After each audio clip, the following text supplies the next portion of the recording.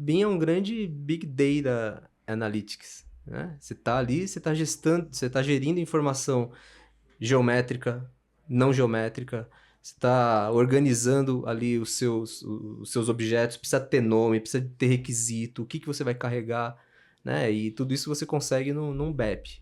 Ok, mas se você vai capacitar um gerente, é diferente da capacitação de um usuário, que é diferente da capacitação do cara de TI, que Sim. vai dar suporte no processo. Tem que ter alguém olhando esse conjunto todo para poder ajudar no direcionamento, porque esse também é uma das falhas da implantação.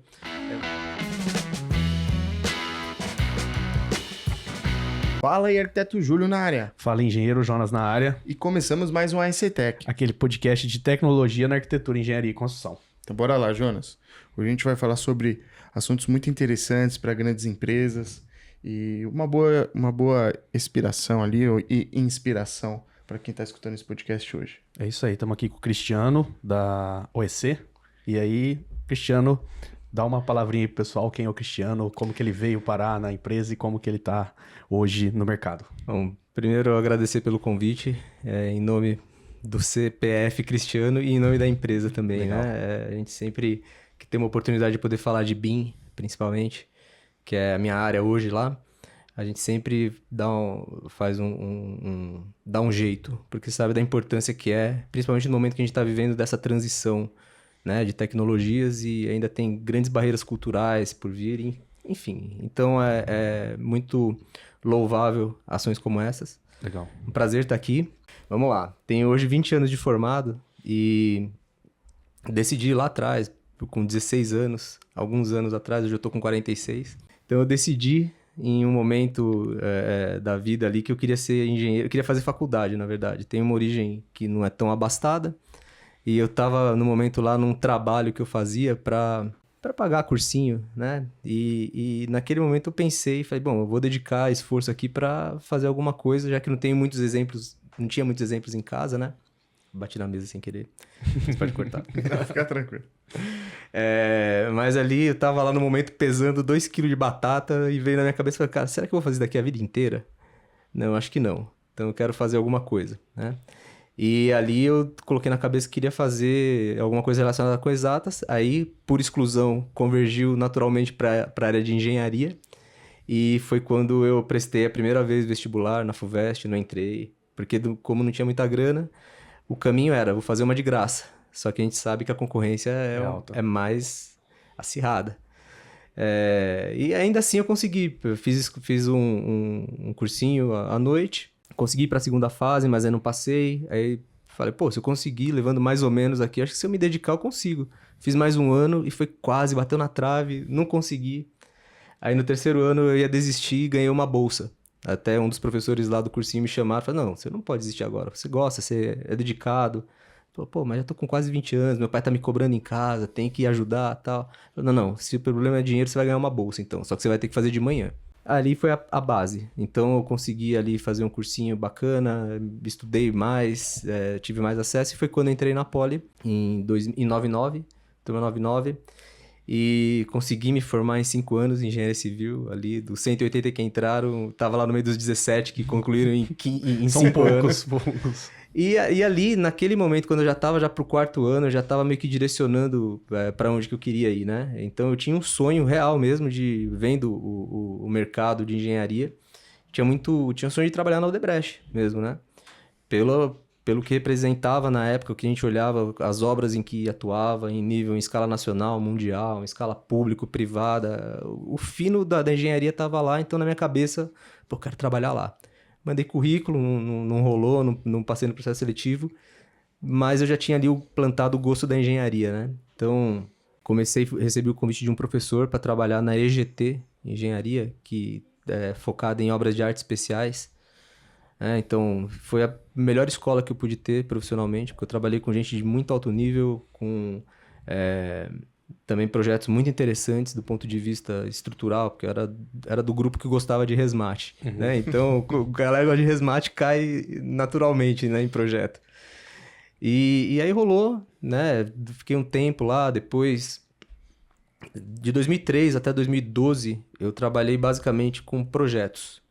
E aí passando nesse começo pela EGT Engenharia, com projetos de obras de arte especiais, viadutos, pontes, túneis, contenções. Depois eu fui para a área de mineração, também aprendi muito sobre projetos de mineração. Depois fui para a área de óleo e gás, aprendi muito sobre óleo e gás. Fui para a área de barragem, então eu fiquei circulando e trabalhando em diversos projetos. E aí lá para 2012 chegou numa encruzilhada na minha vida, que ou eu ia me dedicar a fundo em projeto, e aí ia cair para dentro de um mestrado, um doutorado, stricto sensu, ou eu tinha a opção de ir para uma obra. Veja bem, estava 10 anos trabalhando só com projeto, mas eu gosto de engenharia, né? Então, pô, não quero mais me especializar tanto nisso, eu quero ver o mundo da engenharia. Estou 10 anos no escritório de projeto, fui meia dúzia de vezes numa obra, o legal é ver a coisa acontecer. Então, eu vou me jogar aqui. E aí, nessa virada de chave em 2012, foi quando eu fui pro Rio de Janeiro e comecei a integrar o grupo Enseada, que é um grupo é uma empresa da holding, que era Odebrecht, e hoje é Novonor, a holding, né? Então, você tem na holding hoje, você tem o Enseada, você tem a Braskem, você tem OEC, que é onde eu trabalho, que é Odebrecht, Engenharia e Construção, e tem diversas outras empresas, né? Então, nessa época, eu fui para esse braço da empresa, naval, e foi quando ali também teve outra virada de chave incrível, porque a gente trabalha 10 anos em projeto reclamando das construtoras. Pô, construtora, o cara pede uns negócios absurdos. Aí você chega na construtora e você vai do lado de lá, pô, os caras de projeto viajam. E fica nessa, né? E a gente, no final das contas, a grande graça da brincadeira é justamente conseguir buscar a sinergia entre os dois, né? E isso pra mim sempre foi muito natural, porque, sei lá, é pessoal, talvez, não sei. E aí você vai encontrando pessoas e vai desenvolvendo isso, né? De forma também bem natural. Mas, dando sequência, estamos ali em 2012, 2013.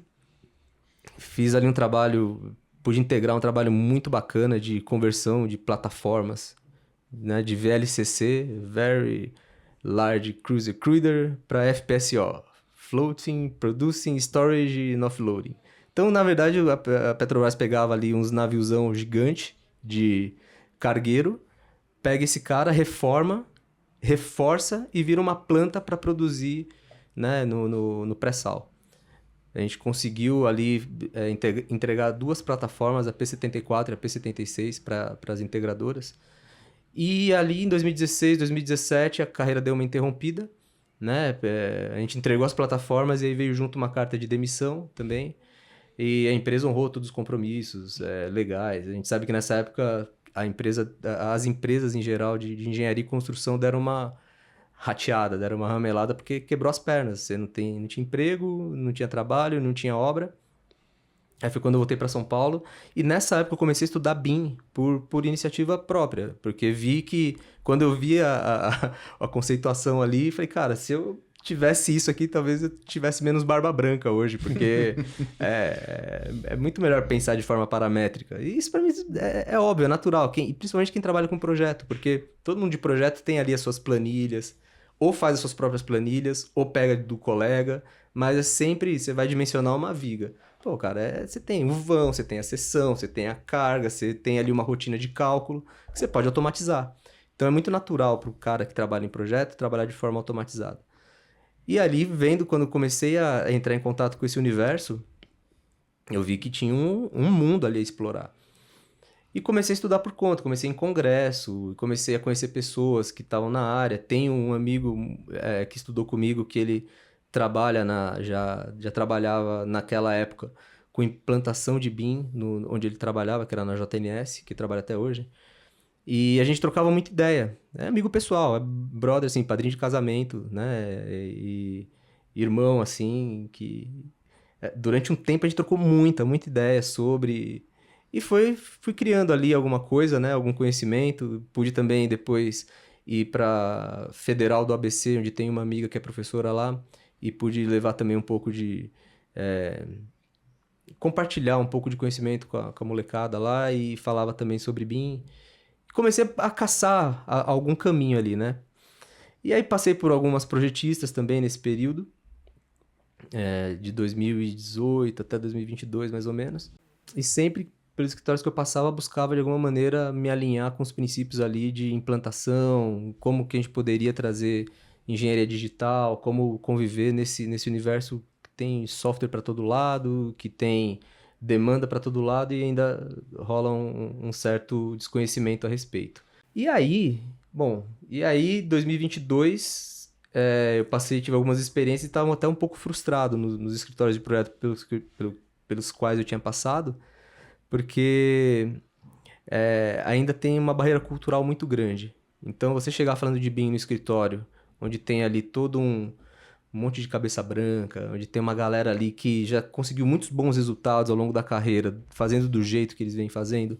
Chega alguém lá falando que tem uma coisa que vai revolucionar, amigão, você tá pirado, você tá viajando, não é por aí não. Então, encontra bastante resistência. Eu tava bem frustrado com esse cenário. E foi quando eu reencontrei um amigo, que eu fui estagiário dele lá no início da carreira, lá na EGT, que é o Daniel Lepkson, que é o responsável pelo programa de inovação da OEC.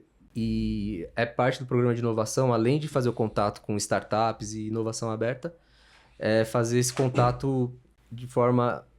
não contato, fazer a estruturação corporativa para uma implantação BIM. Então, ele estava nesse momento, eu falei, pô, Dani, foi almoçar com ele, falei, cara, tô de saco cheio, acho que eu vou, sei lá, vou começar a comprar terreno, fazer casinha e sobreviver por aí. Porque aí acontece a história, né, dos escritórios, dessas experiências que eu tive, e ele falou, cara, eu tô com um projeto aqui no nosso núcleo de inovação, tem a parte de inovação aberta e tem a parte de BIM, que a gente está estruturando para poder fazer a gestão desse conhecimento, e precisa de gente que tenha interesse, que tenha mais ou menos seu perfil. A gente não quer um cara de software, a gente quer um engenheiro que consiga entender e aplicar. Né? Então, foi quase que o cara me salvou, assim, né? Te resgatou e te me trouxe, resgatou falando, não, então vem cá, você sabe de BIM? Eu contei para ele as experiências que eu tive, os congressos que eu fui, um outro certificado que eu tive, que eu venho estudando mesmo, assim, por gosto, porque acho legal mesmo. E aí ele fez o convite, falou, então, pô, se tiver afim, se quiser reintegrar a equipe, fala lá com o nosso PO, passa pelo processo seletivo, vê se o pessoal consegue aí, vê se você consegue atender. Enfim, faça o processo e passando, as portas estão abertas. Aí foram 2-3 meses de processo, aí voltei para lá integrando o núcleo BIM da construtora. Então hoje eu tô, de uma das atividades que eu faço lá, é ser coordenador do núcleo BIM da OEC, que é composto por gente de engenharia, gente do time de inovação, gente do time de planejamento. É um grupo multidisciplinar que busca entender no mercado o que está acontecendo para aplicar nos contratos que a gente toca. Basicamente é isso. Assim. Muito legal. Não, e ele conseguiu resumir aí não sei quantos anos ali, né? Em 12 minutos. Então, parabéns. Acho que primeiro pela trajetória e segundo também porque a gente acho que arquiteto e engenheiro tem essa questão também, né? De muitas vezes foi o que você falou. Você aproveitou um momento que às vezes o pessoal só tá trabalhando, e às vezes esquece de olhar, né, pro que tá acontecendo com o mercado, tecnologia e etc. Aí você começa a ver que tem hoje um comportamento, e é difícil achar pessoas assim que nem você, né, Jonas? Que é pessoas interessadas, com fome, a gente fala ali, né? Porque a maioria quer que já venha da empresa pronto e a pessoa, né, tem que reproduzir aquilo.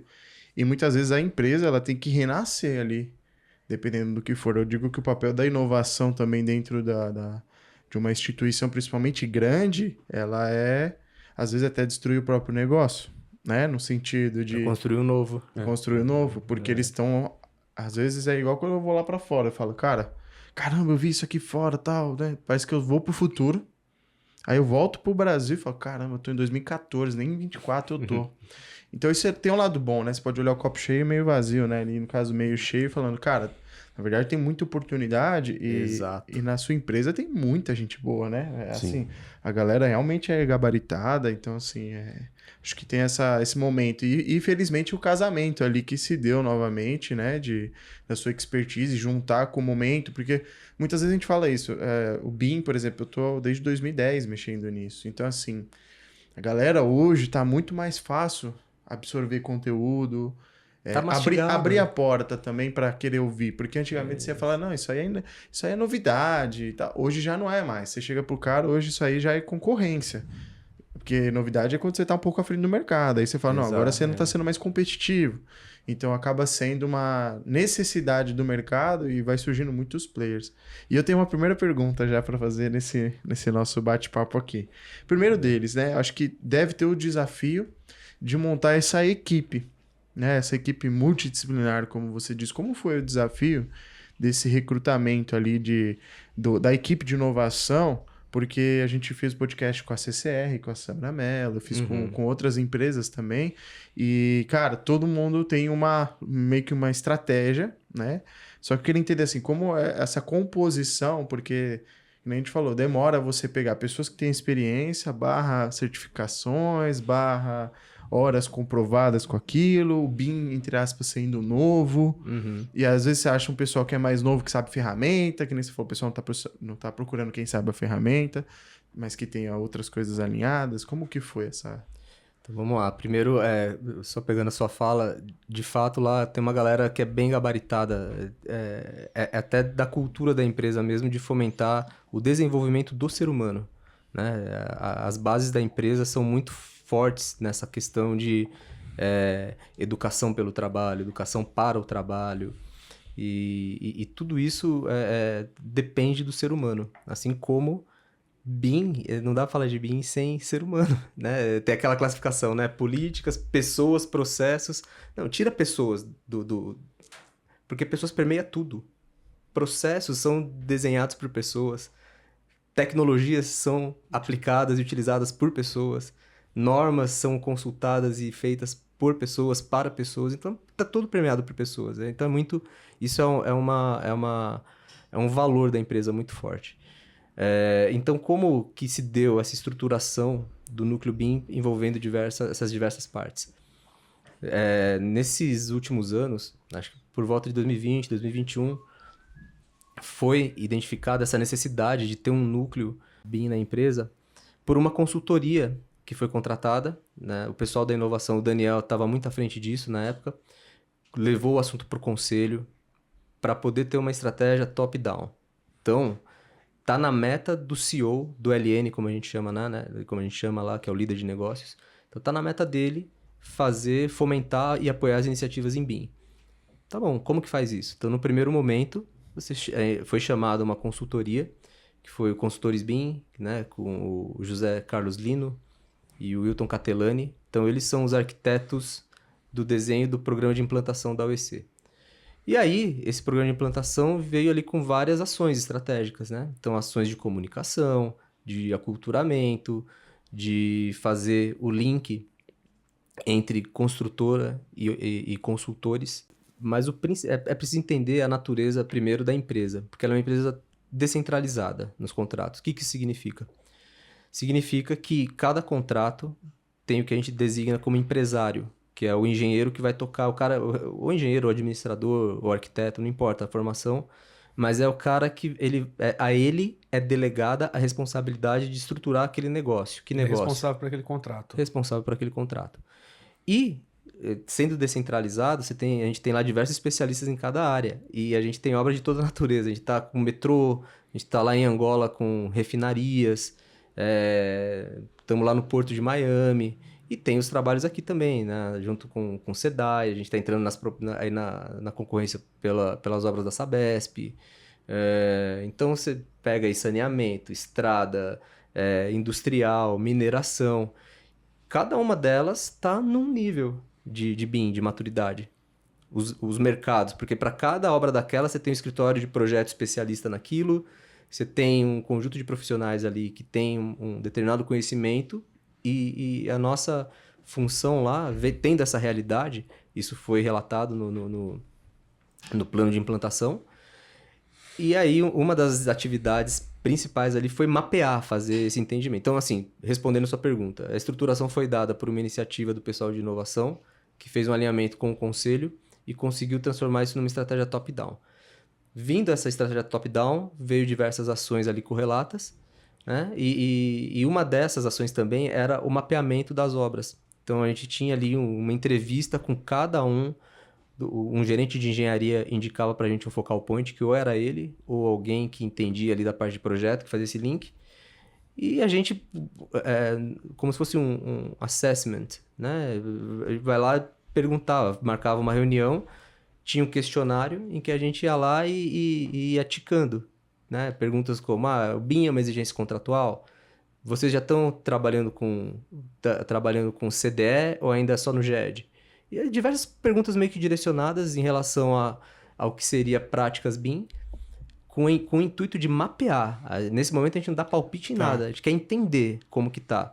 E a gente, realmente, o sentimento inicial foi confirmado, porque cada uma tem um nível de maturidade. Tem obras que já estão muito mais já envolvidas, a partir de rodovias, por exemplo, e já tem uma caminhada mais bem sucedida, né, no caminho do BIM. E outras ainda não, mas a parte residencial, por exemplo, tá anos-luz na frente, né? Só que para fazer esse trabalho, tem que contextualizar, porque assim, primeiro foi feita a pergunta, qual a maturidade da OEC em relação ao BIM? Não tem essa resposta pronta. Só que a gente tem iniciativas internas, por exemplo, tem o Prêmio Destaque, que todo ano, né, a gente lança esse Prêmio Destaque para as obras, o pessoal trazer as iniciativas que entendem ou que você comprove que trouxeram valor para o negócio. Isso daí é arquivado, é gerado um prêmio, um reconhecimento, mas vira uma base de conhecimento da empresa. Perfeito. Não tinha nada em relação ao BIM, diretamente dizendo BIM, mas tinha iniciativas e tecnologias que foram utilizadas, né, que eram tecnologias que são base do BIM.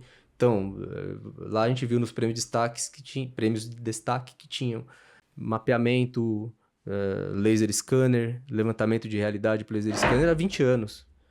Foram mapeadas diversos usos, né? Seriam os usos. E diversos trabalhos, em diversos contratos, você tinha muita iniciativa, só que era pulverizado.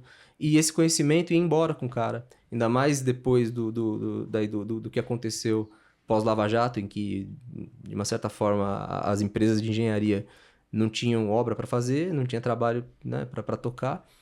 E aí muitos integrantes se desligaram e levaram consigo esse conhecimento. Então, isso é um alerta, assim. Então, hoje, existe uma gestão desse conhecimento, né? E também é uma das ações estratégicas. Então, vamos lá. Que ações estratégicas a gente está falando? Mapeamento, entendimento do que já se fez, né? Então, a empresa já era uma empresa de vanguarda. Já tinha, em 2012, já estava sendo reconhecida com prêmios na área residencial, na OR, né? Odebrecht Realizações. O pessoal já aplicava por necessidade, porque via que dava ganho de produtividade. Então, o pessoal já teve essa sacada.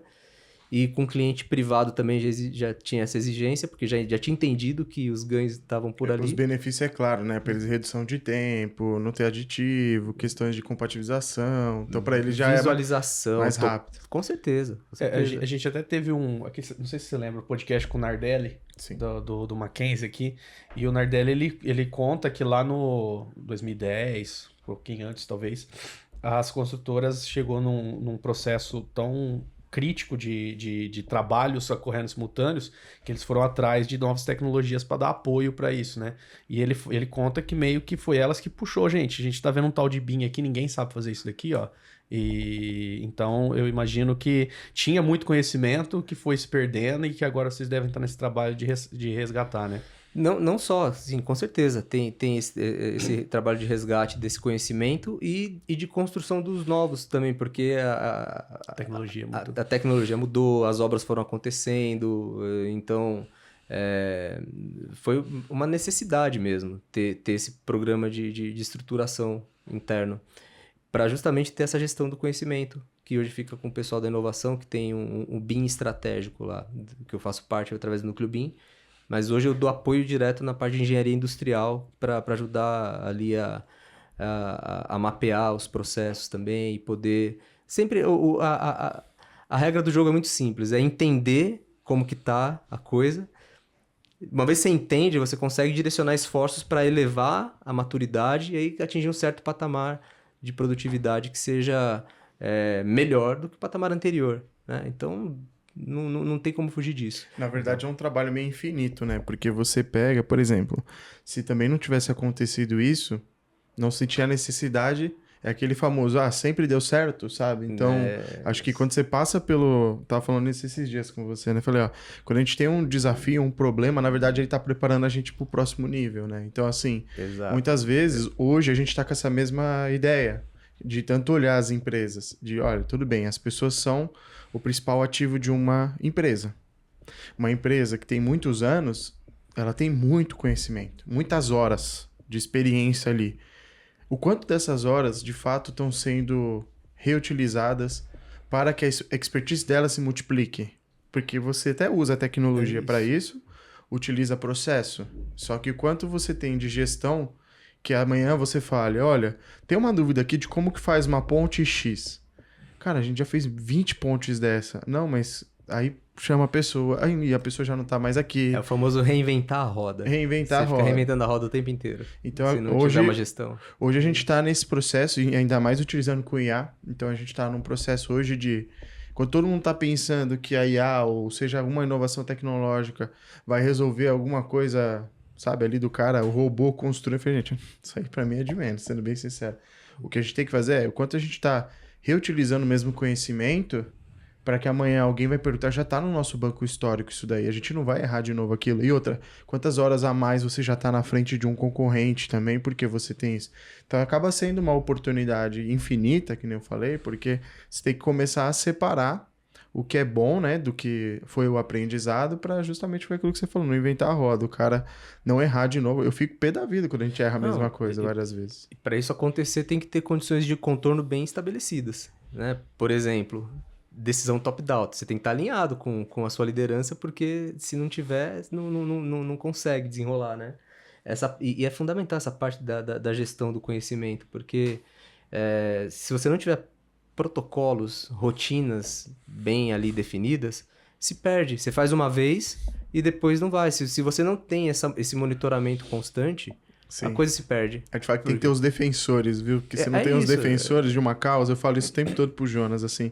O papel, cada função tem um verbo, né? Eu falo assim, se o cara não monitora aquilo, ou ele controla aquilo, ou ele verifica aquilo se perde. E aí eu tenho que contratar outra pessoa de novo, ter que explicar 20 vezes a mesma coisa. Então, hoje, a gente colhe bastante desses frutos. E os nossos clientes também colhem desse fruto, porque a gente também reutiliza o que a gente já tem. Então, com o advento ali do marketing digital, das tecnologias, cara, foi quando eu também pensei assim, eu não quero para minha empresa sair vendendo coisa pronta, mas eu quero utilizar coisa pronta para resolver o meu problema interno. Então a gente mudou também o nosso mindset, né? Porque era muito importante. Hoje eu exijo bastante da equipe que a gente construa esses processos, porque eu falei assim, antigamente tinha aquela coisa, né? O Júlio sabe muita coisa, o cara não quer passar o que ele sabe. Tinha essa cultura, né, dentro das empresas. Hoje o cara tem Google, ChatGPT, YouTube. Eu não, já existe bastante tempo, né? Essa é a cultura do inseguro, né? Acumula um monte de conhecimento. Não vou passar pro outro porque senão ele vai tomar. Isso é uma bobagem, porque, veja, né, a gente tá vendo numa era que, e quando a gente fala de BIM, o grande verbo do BIM é colaborar. Exato. Se você não tem colaboração, esquece. Vai ser fadado ao fracasso, em algum momento vai emperrar. E colaborar é compartilhar, compartilhar conhecimento. E se você conseguir passar melhor esse conhecimento, todo mundo ganha. Facilita para todos. É bom para todo mundo. Exato. Então, assim, isso é o olhar pro ego, pro próprio umbigo. Não, eu conheço. Pelo amor de Deus, não fazer nada com isso. Quanto mais a gente puder passar, melhor, porque Na verdade, a pessoa se limita, né? A pessoa se limita, porque foi o que eu falei aquele dia, né? Que a gente assistiu uma reportagem lá daquela série We Are The World, sabe? Que tem. Aí o diretor, na época, tinha um monte de gente, né? Calibrada ali, Michael Jackson, o Bob Dylan, e assim. Muito legal isso. Aí o cara escreve assim na porta, é muito ego, né? Muito ego. Deixa o seu ego lá Deixa fora. o seu ego na porta. Deixa o seu ego na porta, é isso. Porque é isso. Quincy Jones. Quincy Jones. Esse cara é mais... É isso aí. E é um pouco disso que a empresa tem que ter também. Acho que na vida, né? Você tem que ter humildade de sempre continuar buscando o novo, estudando, igual você falou, fui estudar, fui correr atrás e tal, porque na verdade é o que vai trazer um diferencial para a empresa e para você, né? É isso. Ter essa visão muito clara ajuda no processo como um todo. Até falando sobre essa parte de colaborar e mudanças de paradigma em que você tem que desaprender, você tem que aprender a desaprender para aprender o correto. Ah, mas isso é tão difícil para algumas pessoas, porque parece que o cara ganha aquele conhecimento e fala, não, puta, foram anos, como assim eu vou jogar fora isso e colocar outra... É até a segurança dele, né? Que ele tá naquilo que ele domina e tal. Pô, agora eu vou ter que reaprender. E hoje a gente vê que é uma falsa segurança, porque o cara que pensa assim é o dos que estão mais inseguros no processo. Porque... Na verdade, isso é um vício também. Eu falo, sabia? Dentro dos vícios capitais, eu falo, gente, isso aí é um vício também. Você segurar aquilo, achar que é só aquilo, você tá viciado também. Por isso que muitas vezes a gente fala, olha, você tá disposto a querer aprender o novo? Você tá disposto a isso? A pessoa, sim, então beleza. Então, é igual a gente olha para muitas ferramentas. A gente está aprendendo aqui o Revit, daqui a pouco você tem que aprender o Civil 3D, daqui a pouco você tem que aprender... Cara, você é uma mutação de tudo isso, né? E aí é onde a pessoa ela entende que o conhecimento dela se multiplica, ela não se divide. É isso aí. É isso mesmo. Até uma curiosidade que eu tenho, hoje você está dentro do núcleo de inovação ali, né? E eu imagino que... É isso? Isso, sim, sim. E eu imagino que o BIM é uma das... Talvez ele é um conector, ou talvez ele é uma dos pilares desse núcleo. Como que hoje está, principalmente falando num podcast de tecnologia, né? Outras tecnologias que às vezes estão se conectando, ou que vocês estão trabalhando, como que funciona esse trabalho hoje de inovação? Então, a estrutura lá hoje da inovação, que é capitaneada pelo Daniel Lepikson, tem algumas linhas de ação. Tem a base do BIM estratégico, que eu apoio ele nesse, né, fazendo o link da inovação com os contratos. E tem ali as ações de inovação, que é fomentar inovação aberta, que é uma coisa que para a construtora era impensável há alguns anos, né?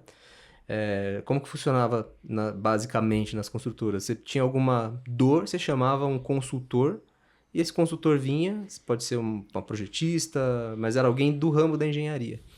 Hoje o cenário é um pouco diferente, né? A gente tem Construtex, tem startup, tem soluções muito boas para o mercado que às vezes se encaixam perfeitamente na obra. Qual que é a grande dificuldade? O cara que está lá na obra, ele não tem tempo de ficar correndo atrás de novidade. Ele tem lá uma linha de ação para cumprir. Se não tiver alguém para ajudar ele nesse processo, também não vai para frente. Não é prioridade, né? Não é prioridade... Ou, às vezes, já está desenhado ali um fluxo de trabalho que ele vai seguir, que ele tem que cumprir meta, tem que cumprir ali as entregas dele. E aí que entra, cai como uma luva um núcleo de inovação que vai no mercado, que, primeiro, né, entra na parte, quando a gente faz lá as entrevistas de BIM, tem a planilha do BIM e a planilha da inovação. Então, a gente busca identificar na obra quais são as dores, porque... Uma coisa é a gente identificar as dores sabendo, conhecendo, sendo engenheiro. Agora, não dá para um consultor chegar num contrato e falar, oi, beleza, tudo bom? Tô aqui para te ajudar. Quais são as suas dores? O cara vai olhar para ele e falar, meu irmão, não é por aí, né, velho?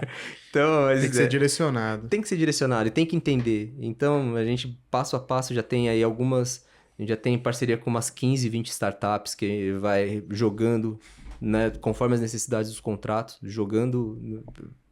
perdão, as startups, né? Vai direcionando, né? Vai colocando na onde precisa. Nos ambientes adequados, né? Onde é útil. E a gente percebe que tem muito processo ainda sendo feito de forma arcaica, e isso já não é mais. A gente já está, né, com foco em digitalização de processos. Cara, rotinas, porque inovação, a tendência é você pensar que inovação é alguma coisa nova, é você criar uma coisa disruptiva, também, mas não só. Às vezes você está acostumado ali a mandar, você precisa ter um visto num contrato, o cara vai lá, imprime, pede para o estagiário passar na mesa de fulano, ciclano, assina, chega lá, o cara não está na mesa. Às vezes um documento poderia ser assinado em 2 horas, leva 2 semanas. Então, isso a gente viu, por exemplo, é um dos casos que a gente observou nos contratos, e a gente fez uma parceria com uma startup que tem uma solução digital para isso, né? Que é a Fast for Sign, que os caras, ele tem um sistema em que você sobe o documento, coloca lá as pessoas para quem tem que passar e dispara. E aí o cara assina, tem ali a assinatura digital e volta para quem, né, startou essa demanda. É uma coisa simples, mas o processo era feito de um jeito que tomava muito tempo. Então, quando você coloca esse processo... dinheiro, né? A definição de inovação que a gente busca é alguma coisa que agregue valor. Que você está fazendo de um jeito e, de repente, você muda esse jeito de fazer e vai agregar valor por tudo. Então tem essa curadoria lá do Daniel e da equipe dele, né? Então a gente recentemente desenvolveu uma ferramenta de IA própria, o Smart OEC.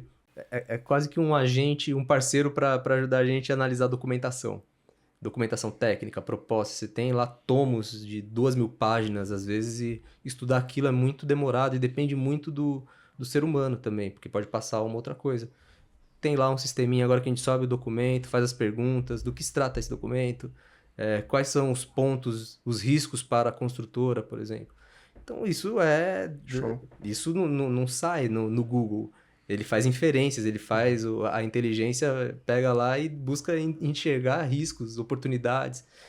Depende da entrada, sempre, né? Depende do que você faz de pergunta. Sim, por isso é que eu falo que quem faz bem o uso adequado ali, geralmente é o sênior e o pleno. Porque o cara já passou por uma bagagem, então assim, o cara, ele quer resolver algo que é ordinário. Então ele chega ali e fala, cara, você lê tudo isso só pra saber se a gente vai entrar na concorrência? Pera aí, então.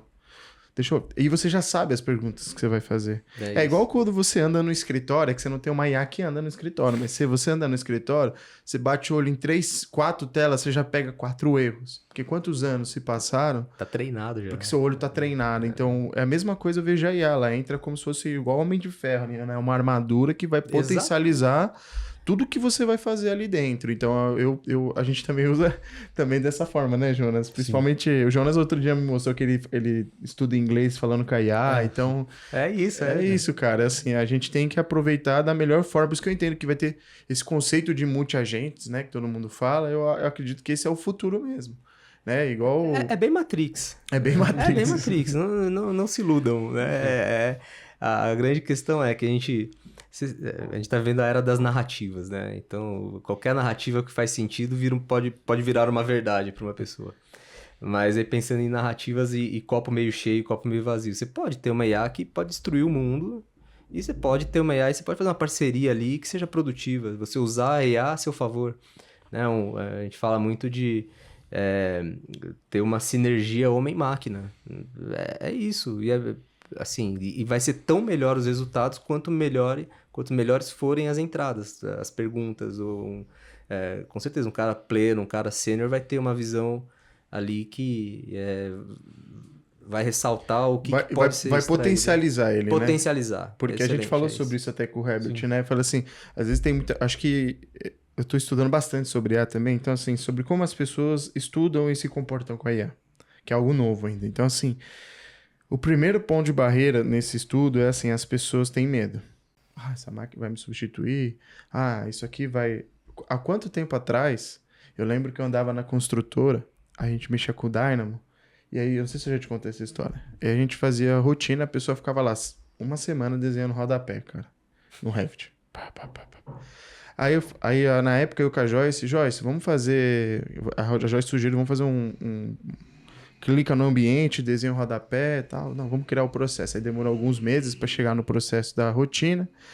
E aí se estabeleceu a rotina. Quando a gente foi fazer um hands-on para a equipe de arquitetura, era mais de 100 arquitetos apresentando. Então, você olhava a fisionomia da galera, era assim, ó. Tinha gente que olhava assim. Medo. Acho que já tinha gente no LinkedIn olhando vaga.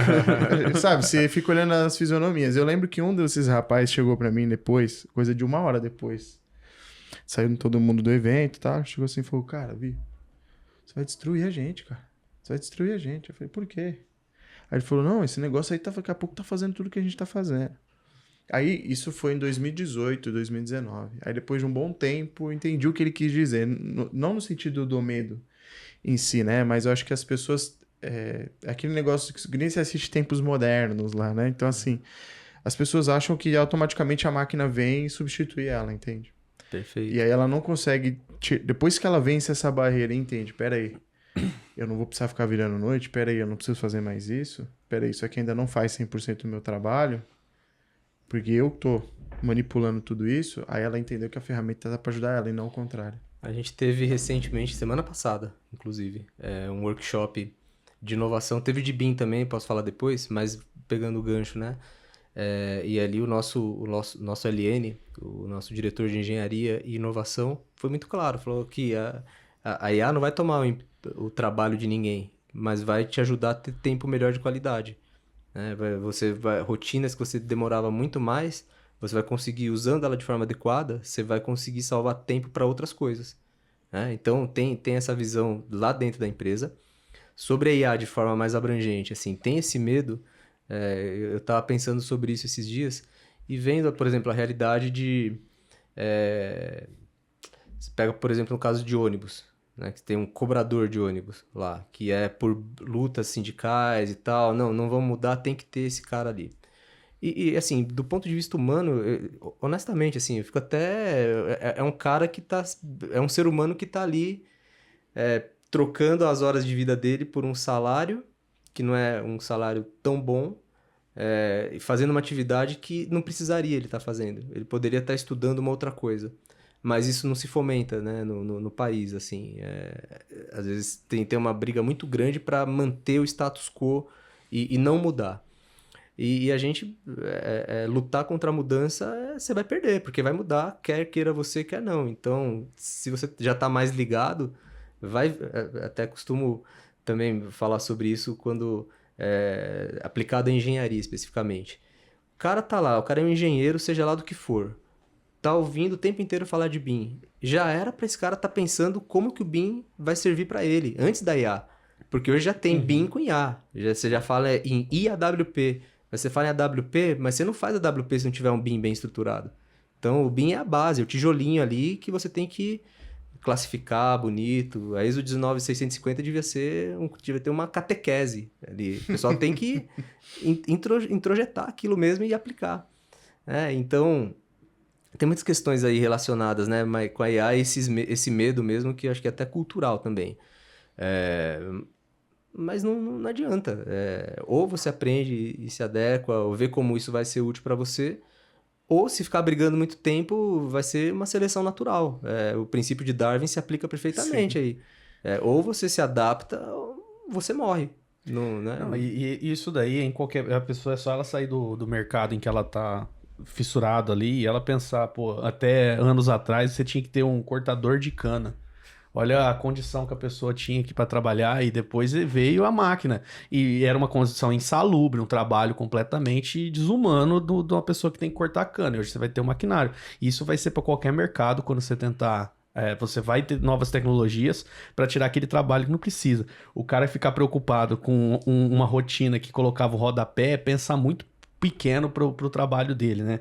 E eu gosto de algumas pessoas que eu acompanho na internet que falam sobre IA ou que falam sobre essas novas tecnologias, eles até brincam que o deslumbre e o medo é inversamente proporcional ao tanto que você conhece daquela tecnologia. Perfeito. Porque quanto mais você começa a entender, primeiro que você começa a entender que também tem uma série de restrições dentro daquela tecnologia de como ela se comporta. E também, a partir do momento que você conhece como ela funciona, você sabe tirar o potencial dela a seu favor. Você conseguir usar, né? Hoje em dia, o que a gente percebe muito é um mundo em que você... Exatamente o que você falou das startups, né? Um quebra-cabeça. Você vai pegando as coisas que a gente tem à disposição e tentando encaixar na melhor forma de utilizar aquilo, né? Achei interessante você ter falado, né? Vocês têm um pool de startups que vocês já têm contato e vai encontrando dentro da empresa onde que aquilo lá vai sanar dores e resolver os problemas, né? E eu entendo isso como qualquer tecnologia que a gente tem hoje, a gente tem que olhar para elas, eu tenho que ter um repertório alto dessas tecnologias e pensar assim, pô, esse problema, essa tecnologia vai me ajudar. Esse outro problema, tem uma outra aqui. O Júlio é pé da vida. Quando vai lá, mostra alguma coisa e fala, cara, alguém deve ter inventado alguma coisa que faz isso daí mais rápido. Não dá pra gente ficar fazendo isso manualmente. E se não inventou, vamos correr atrás, vamos inventar então. Se ninguém fez, então tá um mercado pra explorar. E tem um ponto muito importante que eu tento também tirar da cabeça dos empresários que estão implantando BIM, algo do tipo, que é assim, tomar cuidado com o frenesi e o que é banalização. Porque assim, por exemplo, a IA chegou num ponto que ela vai se popularizando, aí todo mundo fica usando lá o ChatGPT para fazer piada, usando para outras coisas, né? Então, beleza. Chega um ponto que você tira, né? Sobe todo mundo, mexe, daqui a pouco desce e fica realmente os top users ali da ferramenta, né? Então, assim, eu falo pra galera que venceu essa primeira onda, acabou. Que é o que você falou, aí é a seleção natural. Porque aí não tem mais essa coisa do cara ficar pensando...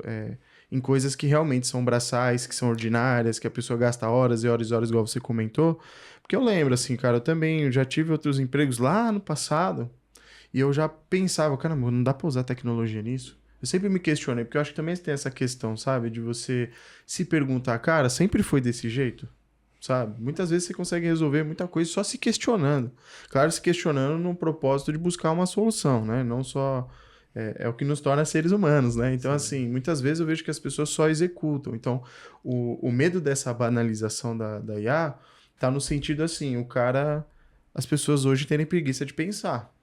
Assim como já era no Google, que, né, já era numa era também do YouTube, o pessoal pegava uma resposta, copiava e colava. Eu fui no médico esses dias, não sei se eu te contei essa história. Que ele usava Cara, IA também. ele usava IA, meu médico, cara. Eu fechei com ele porque eu falei, cara, você só de ver que ele usava tecnologia em Notion, eu falei para ele, olha, Dr. Carl, realmente você é diferenciado, viu?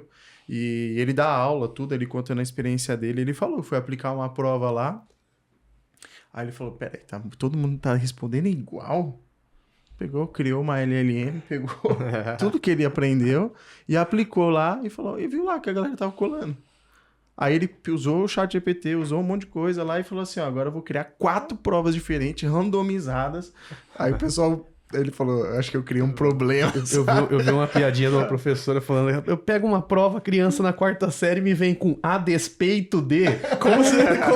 ChatGPT, pô. É complicado. Pô, se pelo menos ler aquilo e de alguma forma absorver, tem o seu valor aí, né? Mas sempre tem a possibilidade de fazer mau uso das coisas, né? Até uma coisa que eu observei ao longo da carreira e vendo e trabalhando, nada, tô aí 18 meses lá na construtora é um privilégio de verdade, assim, profissionalmente. Eu costumo dizer que eu estudei a vida inteira para esse momento, para trabalhar hoje com Olha que o que eu bacana, gosto, para trabalhar com esse tipo de engenharia, né? Na fronteira do conhecimento, pelo menos no universo da engenharia civil. O que a gente observa bastante que realmente não tem necessidade de todo mundo saber o processo, ter experts em BIM, porque muitas vezes depende do seu desenho de fluxo. Você precisa falar como que o seu time tem que trabalhar e trazer para junto. Isso é importante. Mas eu não preciso ter que o meu modelador saiba de todo a estratégia, a macroestratégia e... Não, ele precisa ser bom em modelar. Mas se eu não te der um fluxo em que o trabalho dele seja otimizado, aí ferrou. Né? Então, muito do trabalho que a gente tem aí nessa parte é de entender, de realmente mapear esses fluxos. E fluxo, quando a gente fala de fluxo, é infinito. Vamos entrar numa proposta. O que tem que fazer? Eu preciso modelar num nível tão detalhado ou eu posso pensar mais em volumetria? O meu cara de proposta, ele não estudou BIM, necessariamente. Alguns caras sabem, vem um vídeo aqui, outro ali, tudo. Mas se não tiver uma base para dar esse suporte, para ajudar o cara... Aí, quando você dá esse suporte, o cara vê resultado, ele, por conta própria, desperta o interesse e vai atrás, né? Então, é um jeito legal de motivar e trazer a galera para junto. Mas o principal que assim, na minha visão, pode até estar limitado em relação a isso, mas essa mudança de cultura, essa quebra do paradigma, precisa estar bem suportada por uma galera que entenda, que goste primeiro, entenda e consiga traduzir isso em formas de trabalho. Então, o que são essas formas de trabalho? Como que eu vou colocar a IA na minha rotina? Porque eu tenho meus testes, eu tenho usado, tenho aplicado a IA. Eu falei aqui algumas vezes sobre a qualidade da pergunta. Então, o que se desenha ali? No caso da IA, a gente faz um trabalho de desenhar perguntas. Então, você vai fazer uma proposta, você vai entrar numa proposta, que perguntas têm que ser feitas? Né? Então, você pergunta qual a natureza do documento, quais são os riscos, e aí chama o pessoal mais especializado para contribuir. E aí você tem ali uma rotina que você vira um ativo da construtora, vira um conhecimento da construtora que pode ser replicado e repassado em outros contextos. E isso sendo monitorado constantemente, vai sendo também aprimorado. É o ciclo PDCA. Sim. Sempre tem que ter. Agora, o principal mesmo é ter as rotinas de monitoramento e bem desenhadas. Né? Eu comecei a falar disso, eu acho que eu acabei desvirtuando, mas quando a gente fala em mapear os contratos, isso é uma ação que a gente já vem fazendo há 2 anos, ali sistematicamente a cada 6 meses, para entender como que está o momento de cada obra em relação à metodologia BIM. E aí, para falar de capacitação, A gente também fez um mapeamento recente dos nossos integrantes e a gente sabe quem está no nível iniciante, intermediário, avançado e especialista. Por quê? Porque ali a gente consegue identificar quem é o pessoal que está mais afim com a tecnologia, traz esse cara para junto, sabe que é um cara que pode ser potencializado através de capacitação, está interessado. Tá no nível intermediário, então procura alguma coisa mais assim. Tá no nível iniciante? Pô, então tem que ter o beabá. Tá no nível avançado, especialista? Bota esse cara já para tocar equipes ali e implementar. Então, tudo parte, assim, seja lá o que for que a gente for fazer, parte sempre da premissa de como que tá. Tem que entender. Sem, assim, de forma totalmente... totalmente... Como que eu posso falar? Não diria agnóstica, mas de uma forma...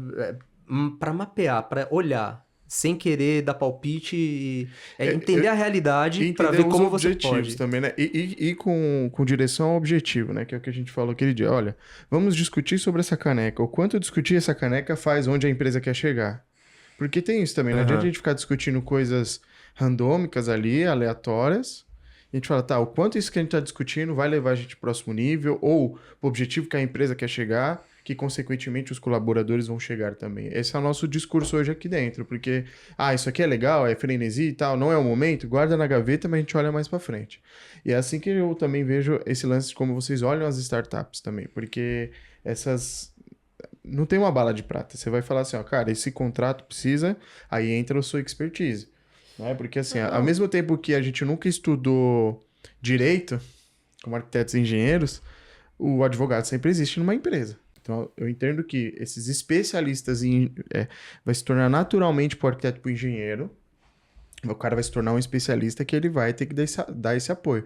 No podcast que eu gravei com o Gustavo Oliveira, nós gravamos com o Gustavo Oliveira da Expo e gravamos com o Rubens da KV, muito se falou assim, cara, vai precisar de especialista BIM em contratos. Porque existe muita brecha, e também muita oportunidade. Porque também eu acho que tem essa questão da boa prática.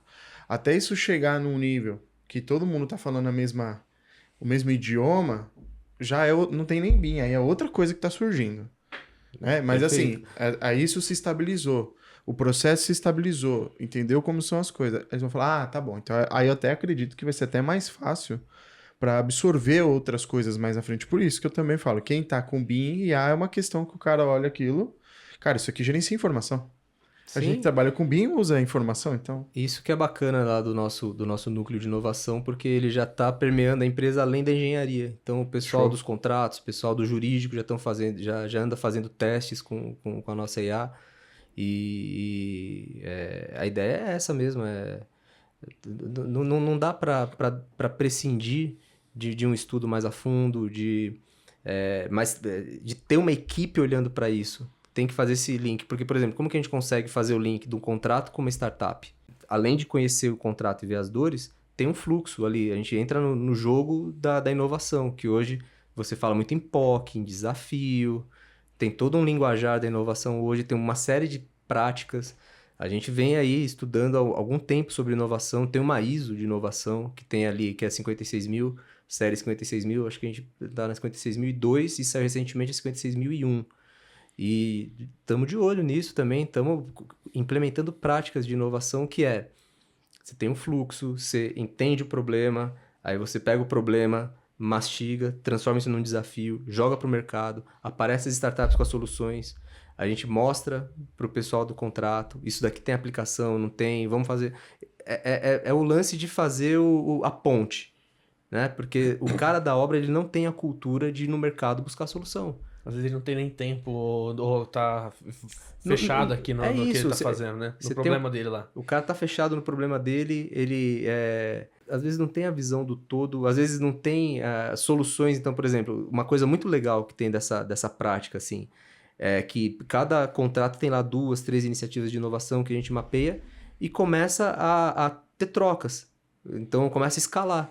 Então, você tem uma solução que deu certo lá no ProSub, que é a nossa referência. No ProSub tem muita coisa que deu certo em termos de inovação, soluções aplicadas, né? Pega essa solução aqui, será que do ProSub aqui não serve lá para aquele projeto de Angola, cara, você leva a solução pronta, essa aqui já foi testada, aí o cara já vê diferente, fala, opa, já foi testado, funciona, então bora. Já quebra a primeira resistência, o cara pode falar, não, mas você vai vir com um negócio aí que nem funciona, na verdade. É princípio, cara, se é bom, se funciona, todo mundo vai querer usar, né? Sim. Então, se você mostra alguma coisa já testada, tem os desbravadores, tem os early adopters, né, famosíssimos aí, mas tudo passa por ter essa coisa muito bem estruturada. Então, é uma rotina da inovação, uma vez por semana falar com a obra, apoiar, fazer esse link com as startups e ver e mapeando, porque vai ter a proposta. Teve proposta para a Renest, por exemplo. A gente deu lá uma série de recomendações para o diretor de contrato.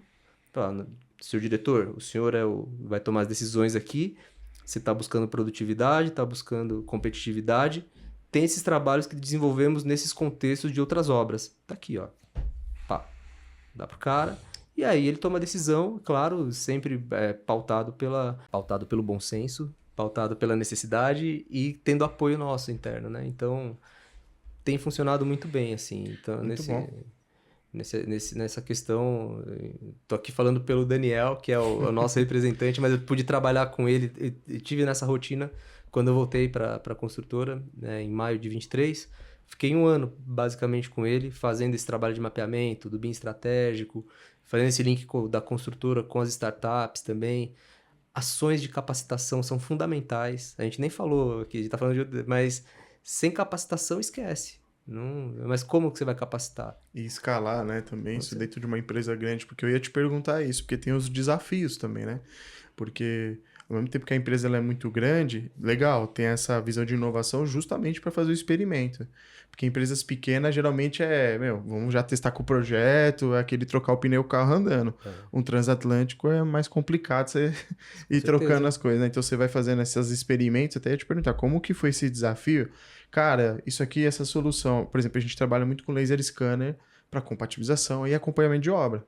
Não só para as-built, mas também para levar engenharia de valor para a obra, porque não adianta ficar focando em projeto. A gente hoje foca muito de levar o BIM, nos nossos termos, BIM tem que virar obra. Então, quando a gente entende isso e leva para o cliente e mostra o valor, a gente já tem que levar algo mastigadíssimo pro cara. Muitas vezes até fazer uma POC. Esses 2 que a gente fez agora foi uma POC, se parar pra pensar, né? Sim. Porque, cara, tem como a gente mostrar? Eu só preciso de um dia, uma manhã, eu já mostro pra você o resultado. Porque às vezes a pessoa não consegue ver o valor daquilo ainda. Sim. Então, aí tem aí parte muito de nós como inovação externa e não de uma empresa que tem um departamento de inovação para ir caçando essas oportunidades dentro das construtoras. Então, por isso que eu te pergunto, nesse guia de procedimentos, nessas boas práticas que vocês possuem, quais são os desafios que tem ali dentro? Por exemplo, olha, eu preciso procurar uma empresa que modele tal, faça um projeto tal, que faça tal... Qual é a dor que eu quero resolver, né? Como que funciona isso no sentido para ser resolutivo ali, e aí aquilo, virou homologou o fornecedor e agora, de fato, ele virou um parceiro da empresa? São alguns. O principal desafio ainda é o cultural, porque, como você falou, se você não chegar com alguma coisa pronta, esquece. O desafio do tempo, de ir lá e conseguir o tempo do cara que está lá no canteiro, e tem muitas pessoas de conhecimento no canteiro. Você tem o cara da administração contratual, você tem o diretor de contrato. Com quem que a gente vai falar sobre inovação? Então, precisa identificar esse cara primeiro. No geral, assim, da forma como está estruturada, de dando um passinho de cada vez, acaba mitigando dificuldades ou desafios, porque, assim, você tem uma estratégia pensada de longo prazo, de médio prazo e de curto prazo. No curto prazo, é ir fazendo esses contatos de forma ainda incipiente, pega um, pega outro, e a coisa vai crescendo. Porque hoje a gente já está com 3 anos já fazendo essa brincadeira. Não sei se eu te respondi a pergunta sobre qual que é o principal desafio. Acaba sendo cultural, mas esses desafios não são tão grandes, uma vez que o pessoal da inovação já chamou no peito. O principal desafio é ter alguém de inovação fazendo esse link. É ter uma estrutura pensada para isso. Para uma consultora desse tamanho. Não dá para deixar solto. E não dá para deixar sem monitoramento, sem acompanhamento, ali de tempos em tempos. Então, isso acaba tendo essa postura, entra na rotina dos processos da própria equipe de inovação. Pô, vamos ligar, tá dando mês. Então, uma vez uma vez a cada 6 meses. Então, tá dando tempo ali, vamos começar a fazer o contato com as obras. Cris, você fala com essas obras? Rafa, você contata aquelas? Então, a gente vai lá, manda uma mensagem no Teams. Podemos conversar? Vamos trocar uma ideia? Como que estão as iniciativas de inovação aí? E aí busca trocar ideia mesmo, assim. O cara vai falar, putz, isso daqui não funcionou, era uma iniciativa, mas não foi pra frente. E beleza, tá tudo certo. Mas o principal é ter o campo aberto para chegar pro cara de forma empática, né? Não a gente do corporativo chegar, vocês estão tudo errado, vamos inovar aqui agora. Não, isso não existe. Né? Os caras estão fazendo engenharia em altíssimo nível no canteiro. É uma coisa da UEC que... Uma das coisas que me atraiu, inclusive, para querer trabalhar lá. Você tem grandes projetos, grandes obras no mundo inteiro. E os caras estão no nível técnico ali, no limite. Né? Então, a provocação é... Vamos passar esse limite. Como que a gente faz?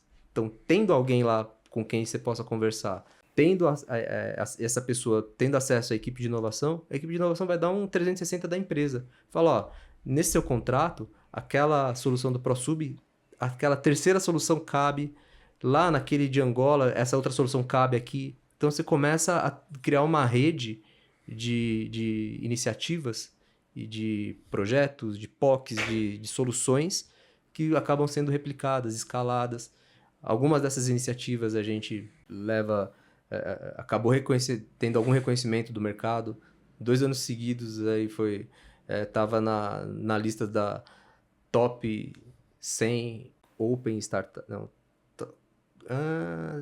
é um prêmio de empresas que estão aí fazendo negócio com startups. Open Corps, startups, top 100, alguma coisa assim. Perdão por ter falado aí alguma coisa. Mas não que sei faz exatamente. a ponte, né? Mas o ponto tem gente reconhecendo isso como iniciativa de inovação, ter contato com startup. É uma das, não é a única. Né? Então, essa é uma. Tem um fluxo muito bem pensado lá. Ter essa estrutura e ter gente mobilizada para fazer esse link entre mercado e as obras é a grande chave para mitigar os desafios, porque você tem um fluxo ali fechado, você tem uma série de práticas que você coloca ali em ação e acaba a coisa acontecendo naturalmente. Então, tem desafio? Tem bastante. De acessar assim, a obra. Mas uma vez que você acesse e tem ali o cara da obra veja valor no que você está fazendo, que está levando solução para melhorar o dia a dia dele, que está levando solução para melhorar os resultados do contrato, para melhorar a produtividade, o cara compra a ideia assim, muito fácil. Não sei se eu te respondi. Não, era um pouco Mas era um pouco desse caminho. Por que a gente pergunta isso? Porque muitas vezes quando a gente vai... Foi muito bem receptivo quando a gente procurou também a empresa de vocês. Parece que foi sabe, juntou os dois ali, a fome com a vontade de comer. Porque muitas vezes a gente chega nas empresas e aí não tem aquele departamento de inovação. E aí às vezes a gente tem que chegar numa pessoa que ela é um C-level, algo do tipo, e aí a pessoa, ela não consegue ver, ela só vê o custo, né? Ela não vê realmente o valor por trás do negócio, quanto ela pode ganhar. As empresas que já são, vamos dizer assim, um pouco mais espertas, eu digo, no sentido de mercados, independente do tamanho dela, já percebeu que o jogo é assim, cara, se eu quero ter alta performance, BIM é uma delas. Né? Então é até interessante que, por exemplo, a gente fez a implantação BIM na Cury, e na Cury a gente demorou acho que uns 2 anos e meio para chegar na equipe de projetos, e aí tem vários departamentos, é uma empresa que tem em São Paulo e no Rio de Janeiro, e faz mercado imobiliário. E foi tão assim interessante o fluxo da implantação, a gente fez até um podcast com eles aqui, que eles estão, assim, já era top-down a visão do pessoal da Cury, né? Então, assim, e foi muito interessante que de tão natural que foi o processo, foi surgindo novos cargos, surgindo novas oportunidades dentro da empresa, inclusive é o evento do Inova Cury, né? Que a gente levou algumas startups, colegas nossos do mercado da construção civil, inclusive alguns que passaram aqui no podcast, para justamente mostrar o que estão fazendo, que a solução deles ali tem valor para o mercado. Então, é legal ver as construtoras de olho nisso, né? Vendo que tem oportunidade, que muitas vezes para desenvolver isso dentro de casa, o custo é muito alto, o tempo é muito alto. Até terminar já surgiu outra solução, né? Depois você levanta, Jonas, na Terra Capital, se eu não me engano, quantos tem de startups? A gente viu que aumentou muito o número de startups. Tem muita startup, tem as que já são validadas. A gente tem o pessoal da inovação uma parte dele fica aqui no InovaBrá. InovaBrá é o Cubo, né? O Cubo sim, está para o Cubo. Itaú e InovaBrá está para o Bradesco, né? Já também buscando isso. E é interessante em termos de ações que fomentem a inovação, porque ter um fluxo desenhado é importante, ter esse contato é importante, e tem essa parte realmente do aculturamento, assim, que a gente pega muito no pé disso. De que forma? A gente tem lá a newsletter da OEC, tem a newsletter do time de inovação e tem... a gente produziu ao longo do tempo alguns artigos para newsletters. Para as newsletters. Tá difícil, hein? Deu um trava-língua aí. Para as newsletters. newsletters. Isso. Thank you. E aí esse material produzido virou um livro, né? Construindo a inovação. A gente Olha, que legal. fez um PDF, juntou, tinha muito arquivo. Então, tinha lá a matéria que eu escrevi sobre BIM, tá lá no livro. Tem uma matéria que o pessoal falou sobre... O Daniel fala sobre ganhos de produtividade na construção através da digitalização e do VDC, por exemplo. Tem ali as primeiras iniciativas com as startups ali, as primeiras que apareceram. Tem lá toda a matéria, tudo aquilo que tem a ver com inovação, mostra ali através de uma matéria, através desse compilado de matérias. Isso também é bom para o nosso integrante que tem acesso a isso. Ele vê ali na prática o que foi construído, né, em termos de inovação, de relação com as startups, em termos de produção do time de inovação. Ajuda a entender, porque é o que você falou, se não tem um grupo organizado ali pensando nisso, a pessoa vê a inovação de uma forma ou mais resistente, ou como algo passageiro, mas quando tem alguma coisa estruturada, a pessoa vê os resultados, ela naturalmente vai querer buscar esse contato. E com certeza o time foi receptivo lá com vocês, porque é da praia deles mesmo. Eles têm a fome mesmo de conhecer o que está acontecendo no mercado, quem são os caras bons aí no mercado, porque não tem como se enganar. A gente, como construtora, o que a gente quer é receber um modelo bem feito. E o que é um modelo bem feito? Né? Tem o BEP, tem que ter o BEP. Né? Mas além disso... O uso de uma construtora é 4D e 5D.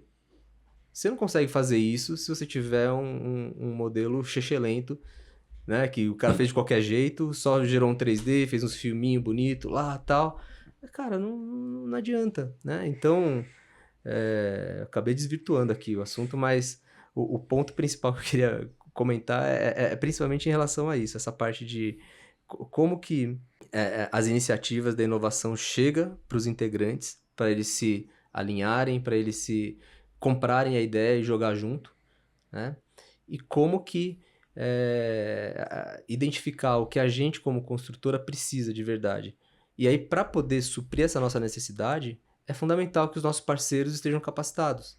Eu não consigo contratar um modelo, porque comercialmente tem muita empresa que fala que faz BIM. O cara fala, não, a gente faz, mostra o modelo e tal, mas na hora do vamos ver, de ir lá e perder um tempo, não, investir um tempo em configurar. Você precisa configurar, não é? Você aperta o BIM e sai tudo. Tá bom, com certeza, pode sair tudo, mas você gastou algumas horas para deixar no jeito, deixar redondo. O que você quer? Né? Que uso você vai fazer? Então você tem, para apoio de proposta, você vai ter um uso, você vai precisar de um tipo de detalhe. Para você tocar uma obra, um EPC, a brincadeira é outra. Você tem que ter ali um cara que seja ponta firme. E se não for tão ponta firme, pelo menos seja honesto para falar, para poder traçar uma rota de capacitação, porque não se faz hoje projeto, né, principalmente no Brasil, as projetistas não estão plenamente preparadas. Tem muitos que estão se capacitando.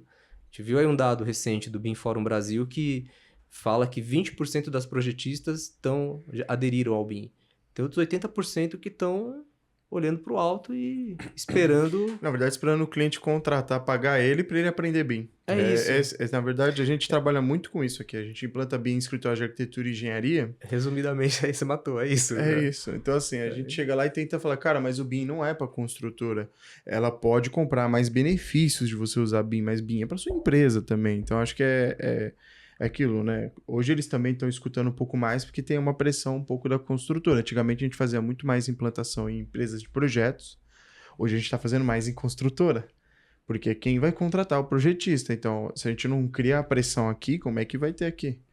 E aí ficar focando no 5% também no mercado é complicado, é fazer isso de fato virar um BIM. Outro dado do BIM Fórum, que quando a gente foi no BIM Fórum foi muito bom, que é importante entender também a questão do autodidata. A gente sabe que é muito importante ter profissionais? Sim. Quantos profissionais tem igual o Jonas, Cristiano, Júlio, são raros, porque são anos e anos e às vezes aquela conta financeira do cara não bate ali dentro de uma empresa. Então, eu lembro que no BIM Fórum saiu um dado que era de 3 a cada 3 empresas, 2 fracassavam na implantação de BIM. Então, a gente está falando de 66% que não conseguem implantar BIM. Uhum. Quantos clientes, Joana, a gente já pegou que o cara tentou 3 vezes implantar BIM? Tava machucado. Tava já assim, era uma situação que a gente teve que mudar e a gente conseguiu vencer a maioria dessas batalhas. Só que saiu mais caro. Por quê? Muitas vezes o cara vai lá e fala, não, eu quero comprar um curso dessa ferramenta. Eu falo, não, você quer fazer implantação ou você quer um curso? Quer um curso? Tá bom, tem uma escola, você compra lá o curso. Aí depois ele fala, não, eu queria implantação. Aí ele olha o preço da implantação, vai olhar depois do curso. É claro que é mais barato um curso do que uma implantação, não tem como. Em horas, né, a quantidade de horas que a gente gasta e recurso. Aí o cara fala, não, eu quero... Então, assim, tem uma questão do cliente não saber o que ele precisa, que a gente vai ali, vamos dizer assim, nós vamos geralmente catequizando ele, olha, instruindo ele, porque ele não sabe. Eu falo assim, ó, o seu papel-chave é fazer projeto, o meu é implantação. Então eu posso te falar plenamente como tem que ser essa implantação, o processo, a metodologia, né? E muitas vezes as pessoas querem o prato pronto, entende? Ele quer aquilo, implantar, ou ele espera a consultora chegar e falar, cara, agora eu tenho 3 meses. Por exemplo, aqui a gente não faz implantação BIM de projetos em andamento, não faz. Porque dá errado. Não vai falhar, é óbvio. Vai falhar. E eu falo assim pro cara, a nossa chance é de aumentar o sucesso do cara, não diminuir. Então isso já é de anos e anos de experiência. Eu gosto quando o cara vem e fala, pô, vamos fazer um 2D, depois a gente faz o 3D. Né? Vamos começar no 2D. Tá o CAD BIM, né? Não, porque o BIM é a evolução do CAD. Não tem nada a ver. É tipo, um é bicicleta, o outro é uma indústria automobilística. Fala de transporte, mas não tem nada a ver. É curioso isso, porque as falhas no processo de implantação justamente estão aí. É o cliente que não sabe o que quer, mas ele quer falar o que você tem que fazer. Né? Uma curiosidade até, Cristiano, você chegou a comentar aí, vocês estão utilizando a WP para as obras. Tempo. E o BIM, ele entra aí como um fator fundamental, né, para fazer esse planejamento. Com certeza. A gente já trabalha em soluções modularizadas já tem um tempo. E solução modularizada é ali com o EWP, né? Tá muito próximo. Até pela descentralização das atividades, você poder planejar coisas em paralelo, dependendo do seu poder ali de mão de obra que você tem disponível e tal. E a gente já está falando até em IAWP, né? Com IA, como otimizar cronogramas, fluxos. Isso está no campo de estudo. A gente sabe que, na prática, precisa ter um parceiro muito bom para poder puxar aí, mas tem gente que está interessada, né, também. Mas quando você fala em solução modularizada, até pelo know-how da equipe técnica também, o pessoal já faz isso há muito tempo. Só que, às vezes, o pessoal que está fazendo não liga o nome à pessoa, né? Então, aí também é muito importante ter um núcleo de autodidatas, de pessoal que estuda e olha aqui e fala, pô, vocês estão fazendo a WP, é só dar um nome aqui, isso aqui tá aqui um pacote, tá aqui que você vai contratar, separado, que pode... E às vezes tem esse trabalho de traduzir só os termos. Você fala em Lean Construction.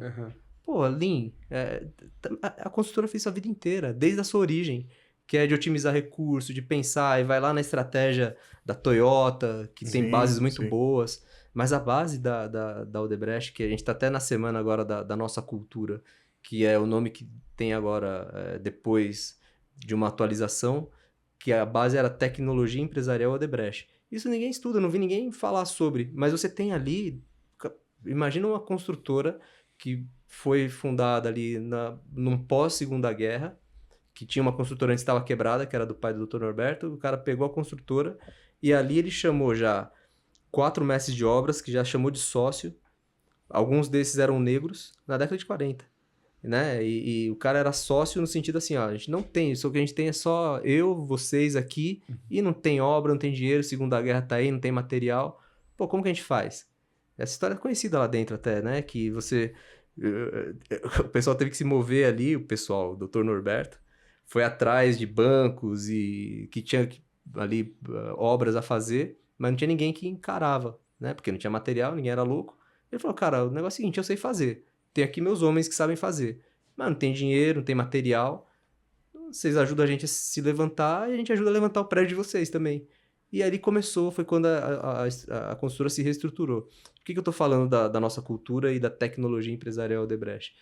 Porque tem ali, se você pegar os livros e olhar, desde o início, desde a origem, quem é líder, quem é empresário, o cara que está tocando é motivado a ser constantemente satisfeito, sempre se questionar, esse é o melhor jeito mesmo de fazer? Será que não tem jeito melhor, não?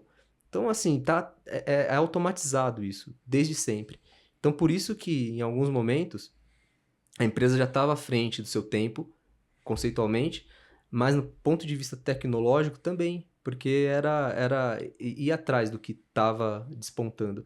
E nessa rotina aí, a gente tem alguns profissionais lá que são canônicos lá, né? Tem um cara que eu tive a oportunidade de trabalhar com ele lá no Rio, que ele foi como se fosse um orientador, que é o Jacques Raigorodsky.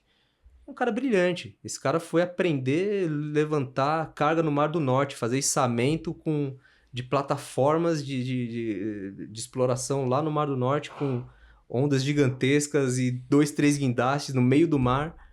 Esse cara tem um know-how que para a construtora é fundamental, né? Então ele traz ali soluções, a gente brinca que o Jacques, tudo pro Jacques virou offshore, né? Então, porque tem soluções ali modulares interessantíssimas, todo mundo fazendo do mesmo jeito. Chega o Jacques, ele já dá umas 3 ou 4 soluções diferentes do convencional. E é aí que tá o pulo do gato. E é aí que a gente consegue ganhar alguns contratos por excelência técnica, por pensar diferente, por ter...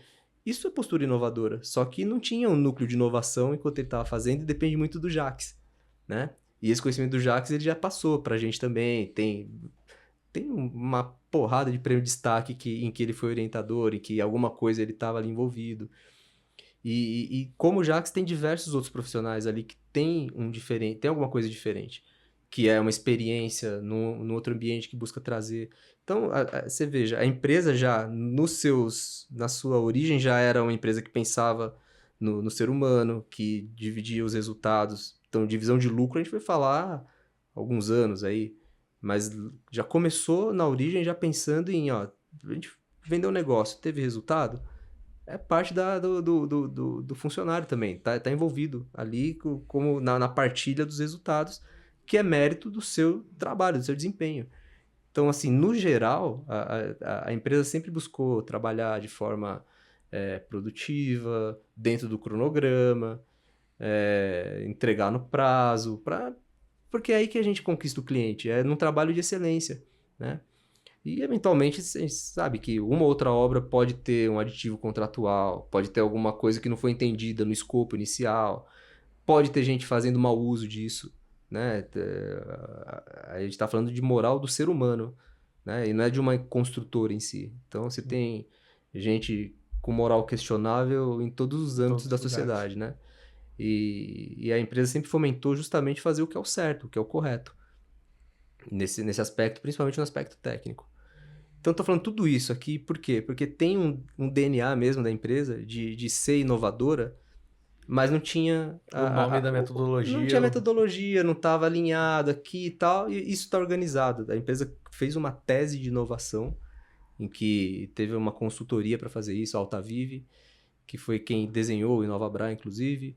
E cara, isso serve a mesma coisa para o BIM. Assim, do mesmo jeito que a gente já vem usando as tecnologias correlatas, numa época em que não tinha a organização que a gente tem hoje você tem fóruns, hoje a coisa está crescendo e o pessoal está vendo que não tem jeito mesmo.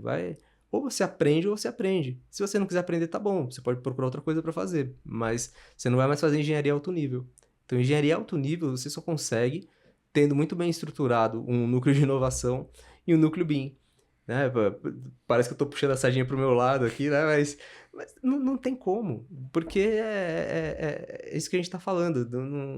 O cara tem a rotina dele, se ele não tiver o suporte, o apoio empresarial para ele tocar o dele e levando soluções que vão melhorar, mas eu só posso dizer que vai melhorar se eu conhecer o processo do cara. Sim.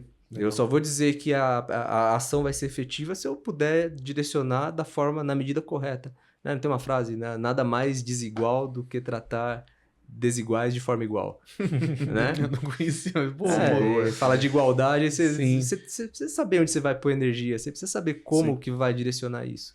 Né? E sabendo, conhecendo o nível de maturidade dos contratos, conhecendo o nível de maturidade dos nossos integrantes, a gente já sabe que nos próximos contratos, ó, esse cara tem esse conhecimento, essa pessoa, esse método, essa solução, e começa a juntar isso e é seu. Na verdade, esse é o grande diferencial, né? Porque se você for muito Ctrl-C, Ctrl-V, você vai ter resultados Ctrl-C, Ctrl-V. E a excelência está justamente nisso. É igual um time de futebol, né? Muitas vezes você não vai... Chega uma hora que aquele time deixa de performar, você tem que montar um outro time. Às vezes até para ganhar um outro campeonato, porque aquele não vai ganhar aquele campeonato. É isso aí. E muitas vezes também eu vejo que você falou sobre inovação e BIM estarem muito próximos. É até um dos motivos também que eu fui para esse universo do BIM, porque eu vi que eu participei de empresas que eu via, mas isso está fazendo separado, isso está fazendo separado. Se eu juntasse todo mundo isso aqui no mesmo ambiente, isso aqui é BIM, cara. Eu já tinha esse pensamento lá atrás. Eu falei, cara, o mercado precisa disso. O mercado precisa de gente assim, porque tem muita coisa para fazer, igual você falou, 20% ali do mercado. E também tem um outro ponto que bate na minha cabeça, eu vejo como uma pirâmide, assim, quando eu falo de BIM. O pessoal fala muito do tripé, eu vejo 4 pontos. E o topo da pirâmide, para mim, são as pessoas. Então é assim, eu vejo 3 na base, se a gente fosse olhar assim, no topo é as pessoas. Eu vejo tecnologia, aí eu vejo processo, e aí eu vejo gestão. Quando eu olho esses 3, se a pessoa beber dessas 3 fontes, essa pessoa vai ser o topo da pirâmide. Só que ao inverso você não consegue fazer. É isso. Então por isso que eu falo, a pessoa ela trabalha com esses pares, mas esses pares conseguem trabalhar também, mas ele depende sempre da pessoa. Então por isso que eu falo, gestão, processo, tecnologia, que é o que a gente está discutindo. Se fazia e tal, então agora se discute muito método, porque o BIM te obriga a ter método, o BIM te obriga a ter processo.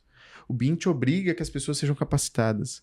Então, o BIM, na verdade, ele escancarou, vamos dizer assim, de uma forma muito positiva, as coisas que a gente deixava os pontos sem nó. Então, a gente acabava dando um jeitinho, né, em tudo. Isso. E no BIM não tem jeitinho. Essa é a grande treta da construção civil, né? Porque ainda vai demorar muito chegar ao BIM no nível mais... Os 10D lá.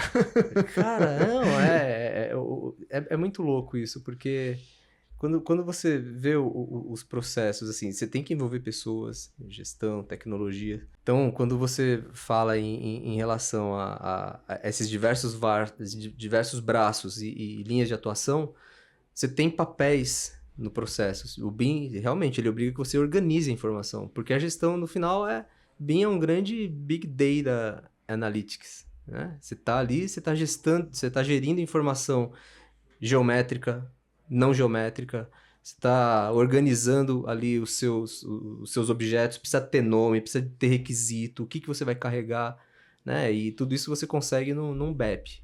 Ok, mas se você vai capacitar um gerente, é diferente da capacitação de um usuário, que é diferente da capacitação do cara de TI, que vai dar suporte no processo. Tem que ter alguém olhando esse conjunto todo para poder ajudar no direcionamento, porque esse também é uma das falhas da implantação. É você dar capacitação, você botar um gerente para fazer curso de Revit, só se o cara estiver curioso, beleza, ele pode, é legal até.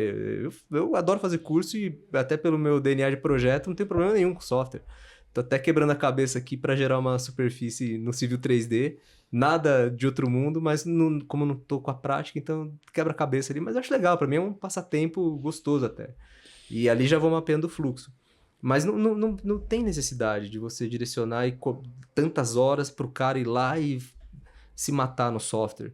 Mas esse cara tem que saber que existem softwares que entregam X, Y e Z. É obrigação do gestor saber ali o que cada ferramenta pode ali fornecer para ele em termos de resultado. Da mesma forma, o cara que vai se especializar num Revit, que seja, num ArchiCAD ou numa outra ferramenta de modelagem 3D, tem que conhecer as limitações que ela tem. Tem que conhecer ali, ela não faz tudo. Onde que se aplica? Né? Você vai fazer uma obra linear, você vai fazer uma ferrovia de 700 quilômetros. Você vai fazer no Revit? No ArchiCAD dá? Você pode falar, vai quebrar em um monte de modelo? Ou você vai usar um InfraWorks?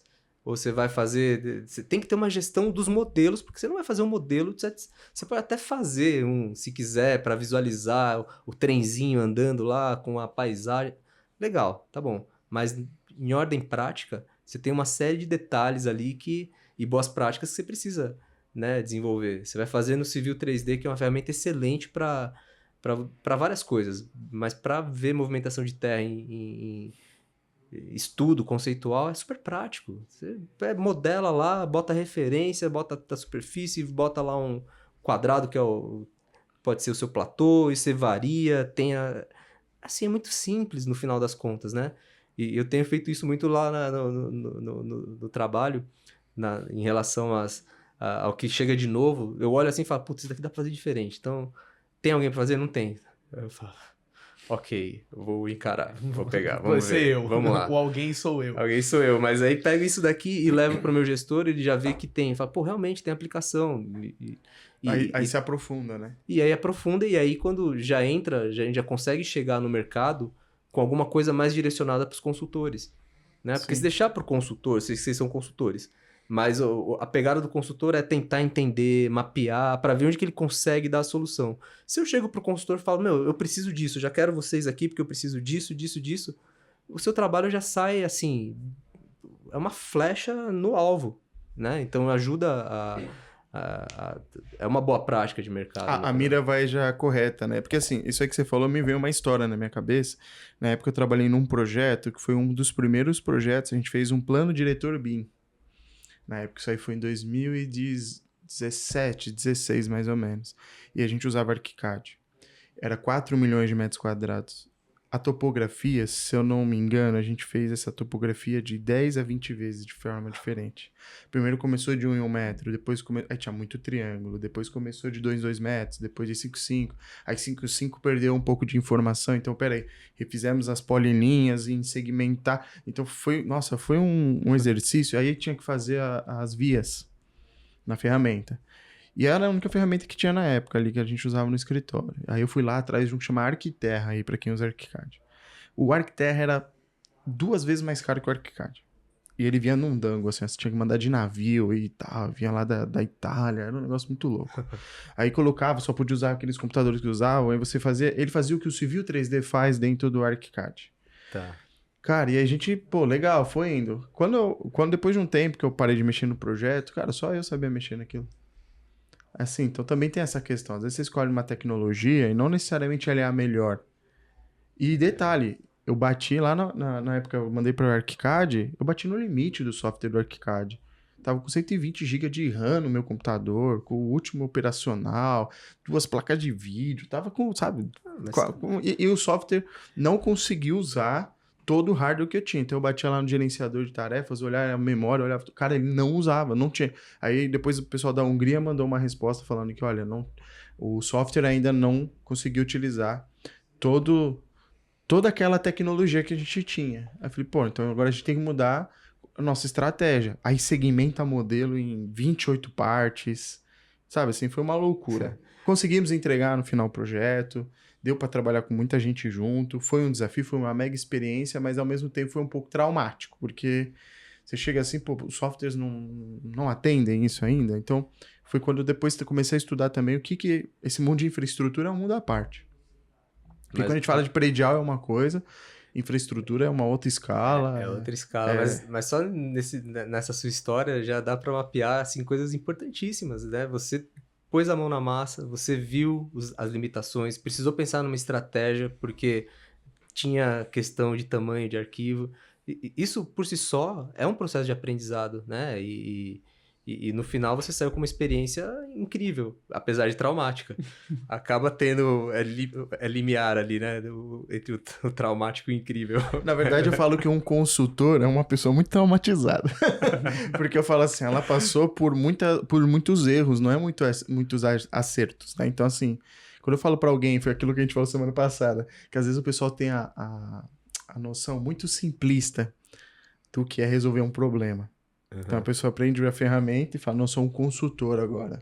Agora eu sou um BIM manager, né? Aí eu falei, pô, Jonas, então joga uns 14 anos que eu tenho no lixo, os MBA, as dores que eu passei, as noites que eu virei, não valeu de nada, né? Brincando, né? Mas assim, por quê? As pessoas não têm noção do todo ainda. Eu, pelo que eu já passei, tem aquele ditado, né? Quanto mais a gente sabe, menos a gente sabe. Então, exato. eu olhei para aquilo e falei, cara, se as pessoas não têm... E o tal do ego, de novo, eu falei, gente, esse pessoal não tem noção do que ainda os aguarda. Entende? No sentido da complexidade do todo. Então, às vezes, muitas vezes, eu também não fico falando muito, eu deixo a pessoa, ela errar, ela aprender com o próprio erro, passar, e eu falo, agora eu vou te ensinar um jeito melhor, porque eu entendo que faz parte também da jornada do ser humano, sabe? Ela tem que passar por aquilo, ela tem que aprender aquilo, mas muitas coisas eu aprendi, por isso que quando você falou, eu fiz uma continha lá de quantas horas tem de experiência e tudo, porque, que nem você falou, trabalhei, estudei para chegar até aqui agora, usar o que eu estou aprendendo. Cara, isso aí pra mim caiu como uma luva, assim, sabe o que você falou? Porque muitas vezes, falando de uma geração mais imediatista e tudo, hoje o pessoal tá muito, acho que fez um curso, sabe, Sim. 50 programas, né, que tá todo mundo virando canivete suíço, eu falo, sabe, assim, sabe, um monte de coisa e não acaba sendo tão bom em tudo aquilo. No entanto, quando a gente vai fazer alguma entrevista, até fala pro pessoal, olha, cara, escolhe um programa aí, qual que você acha que é o melhor? Você vai fazer pra mim algo nesse programa, então. Porque eu não quero saber o que é regular. Quero saber que isso é muito bom. Que é isso que eu vou ter que usar. Então, acontece... A visão de consultor com gestor vai se mesclando, porque é justamente isso. O pessoal, às vezes, deixa passar. E a prática, junto com a teoria, depois de muito tempo, ela facilita muito a leitura. Cara, Foi o que você falou, né? Você bate o olho, você já sabe o que eu passei, e você falando, eu já sei o que você passou. não, é incrível isso. E até poder falar dessas coisas assim, né? Porque, de fato, a pessoa quando ela chega falando, dando muita carteirada, desconfie, porque não tem almoço grátis, a engenharia não é tão fácil assim, não é um software que vai resolver, de verdade, né? E pensando em termos de experiência, não tem melhor professor do que as cabeçadas mesmo, os erros, né? E você só faz isso quando você tá no jogo, você tá nas 4 linhas, você tem alguma experiência, você trabalhou mesmo ali num contexto em que você foi demandado, em que não só o seu conhecimento técnico, mas o seu bom senso às vezes é demandado, você tem que tomar decisão ali e direcionar. Tem que ter experiência, né? Não pode prescindir disso. Mas você falando, me veio aqui uma coisa que eu queria ter falado em relação ao BIM, em relação a implantação versus software, né? Até no nosso workshop em BIM que a gente realizou, já é o segundo que a gente realizou, realizou um ano passado e realizamos um agora em julho.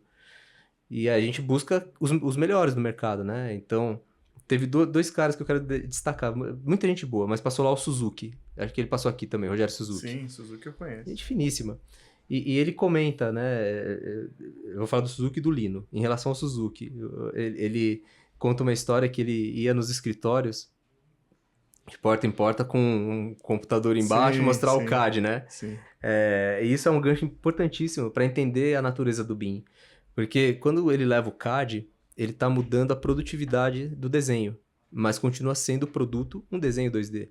Né? Então você coloca o CAD, você faz... Antes você tinha uma prancheta gigantesca, era quase um processo artesanal, era bonito de ver, mas demorava muito tempo. Aí veio o CAD, e aí deu uma acelerada nesse processo, mas o produto continua o mesmo. Quando a gente fala de BIM, o produto não é mais o CAD, não é mais uma planta.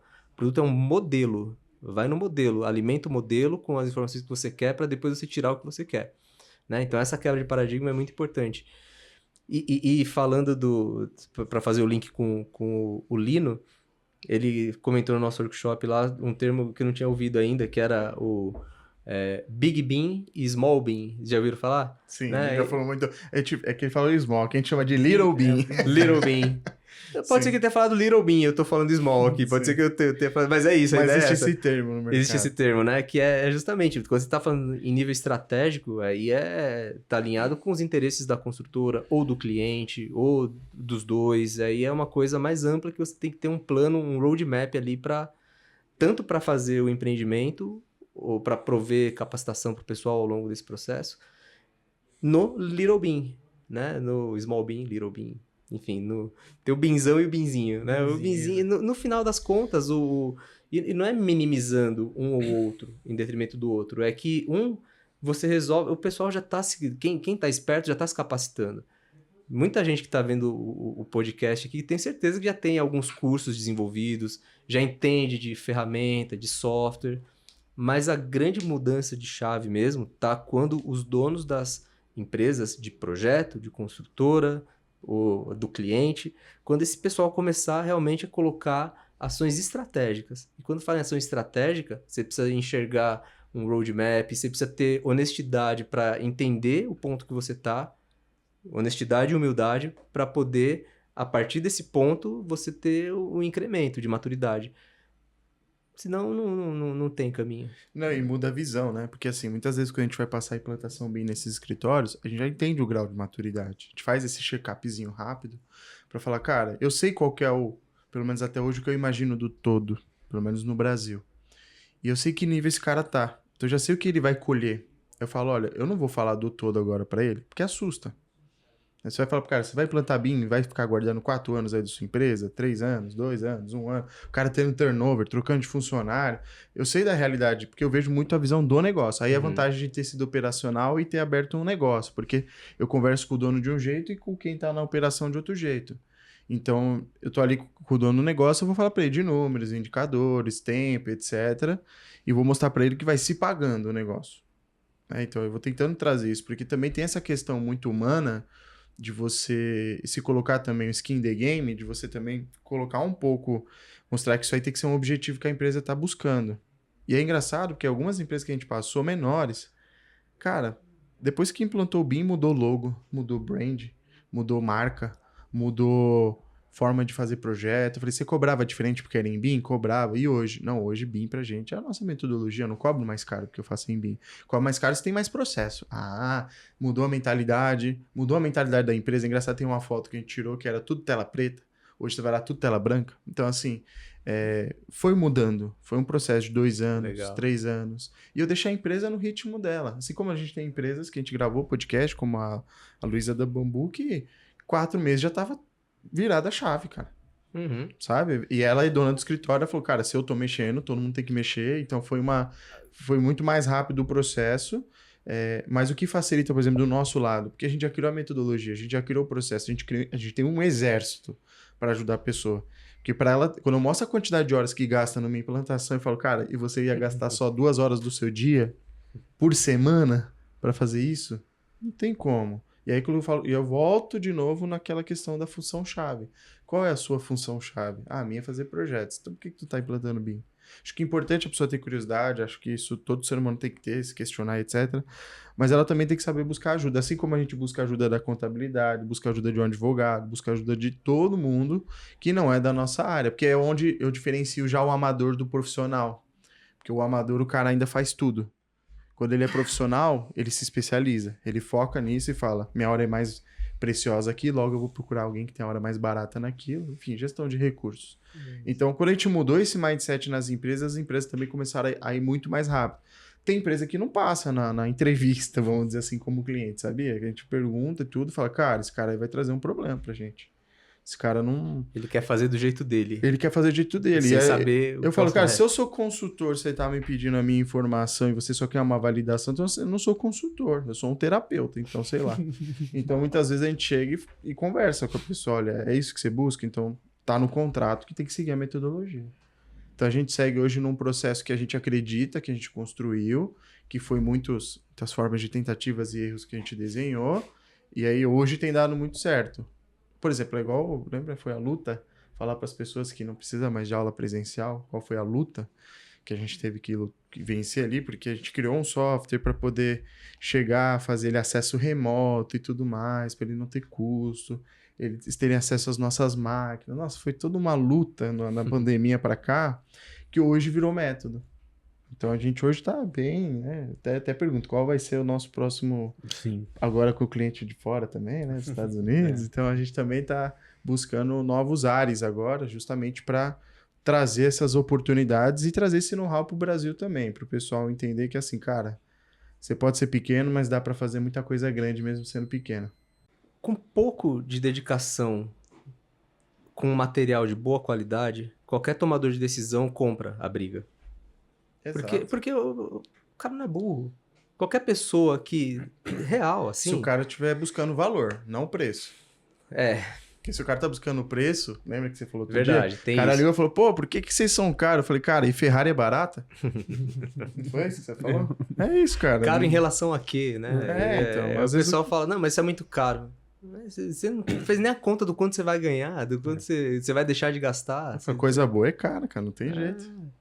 É isso aí. Isso é verdade. Mas isso abre um leque de discussão aí incrível, porque não sei nem se a gente vai ter tempo para falar sobre tudo isso aqui, mas o principal é esse, assim, com um mínimo de capacitação, com base no material bom, um tomador de decisão ele pode comprar a briga e entender.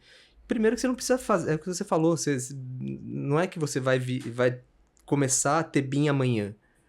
Você precisa ter metas, você precisa ter um roadmap, precisa entender onde você está, precisa entender onde você quer chegar, e nesse percurso você vai ter uma série de capacitações que você não precisa ter tudo de uma vez.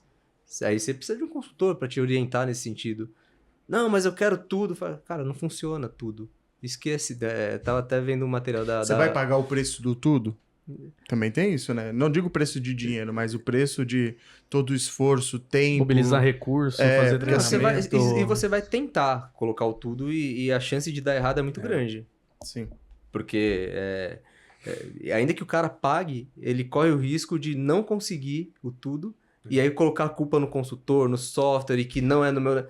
Eu já ouvi muito o cara falar, não, pô, mas no meu negócio é diferente, isso não funciona. Isso daí também a gente já teve gente que quer... eu quero uma implantação, mas eu quero já colocar para rodar em 3 meses ou em 1 mês. Cara, você não chega na faculdade de medicina e fala, eu vou formar em médico em 1 mês. Não. Ou pra uma grávida e falar, você vai ter grávida e em 1 mês você tem filho. Ou falando 3 grávidas de 3 meses não faz dá um parto. Exato. Mas aí eu acho que é papo também, a gente tem para outro dia, dá pra gente falar muito sobre isso. Queria aproveitar esse finalzinho do podcast. Qual conselho que você daria para quem tá escutando ali, para quem quer entrar nessa área, trabalhar lá com vocês, ser um fornecedor, algo do tipo? Qual seria o seu conselho para essas pessoas? Bom, conselho é uma responsabilidade muito grande, né? Quem então sou eu? Pode ser uma dica, Quem então. sou eu para dar conselho? Né? Eu posso compartilhar um pouco do que eu vejo e trazer um pouco da minha experiência pessoal, do que eu fiz para mim e que pode servir para outras pessoas também, né? Eu gosto de contar uma historinha antes que lá para 2011, 2012, que foi quando mudou a chavinha do projeto para construção, que eu resolvi encarar o desafio, eu estava muito inseguro, porque ia começar a trabalhar com equipes, liderar equipes. Até então eu era um engenheiro calculista, recebia uma informação, produzia lá um croquis para os desenhistas e fazia a minha memória de cálculo ali, estrutural.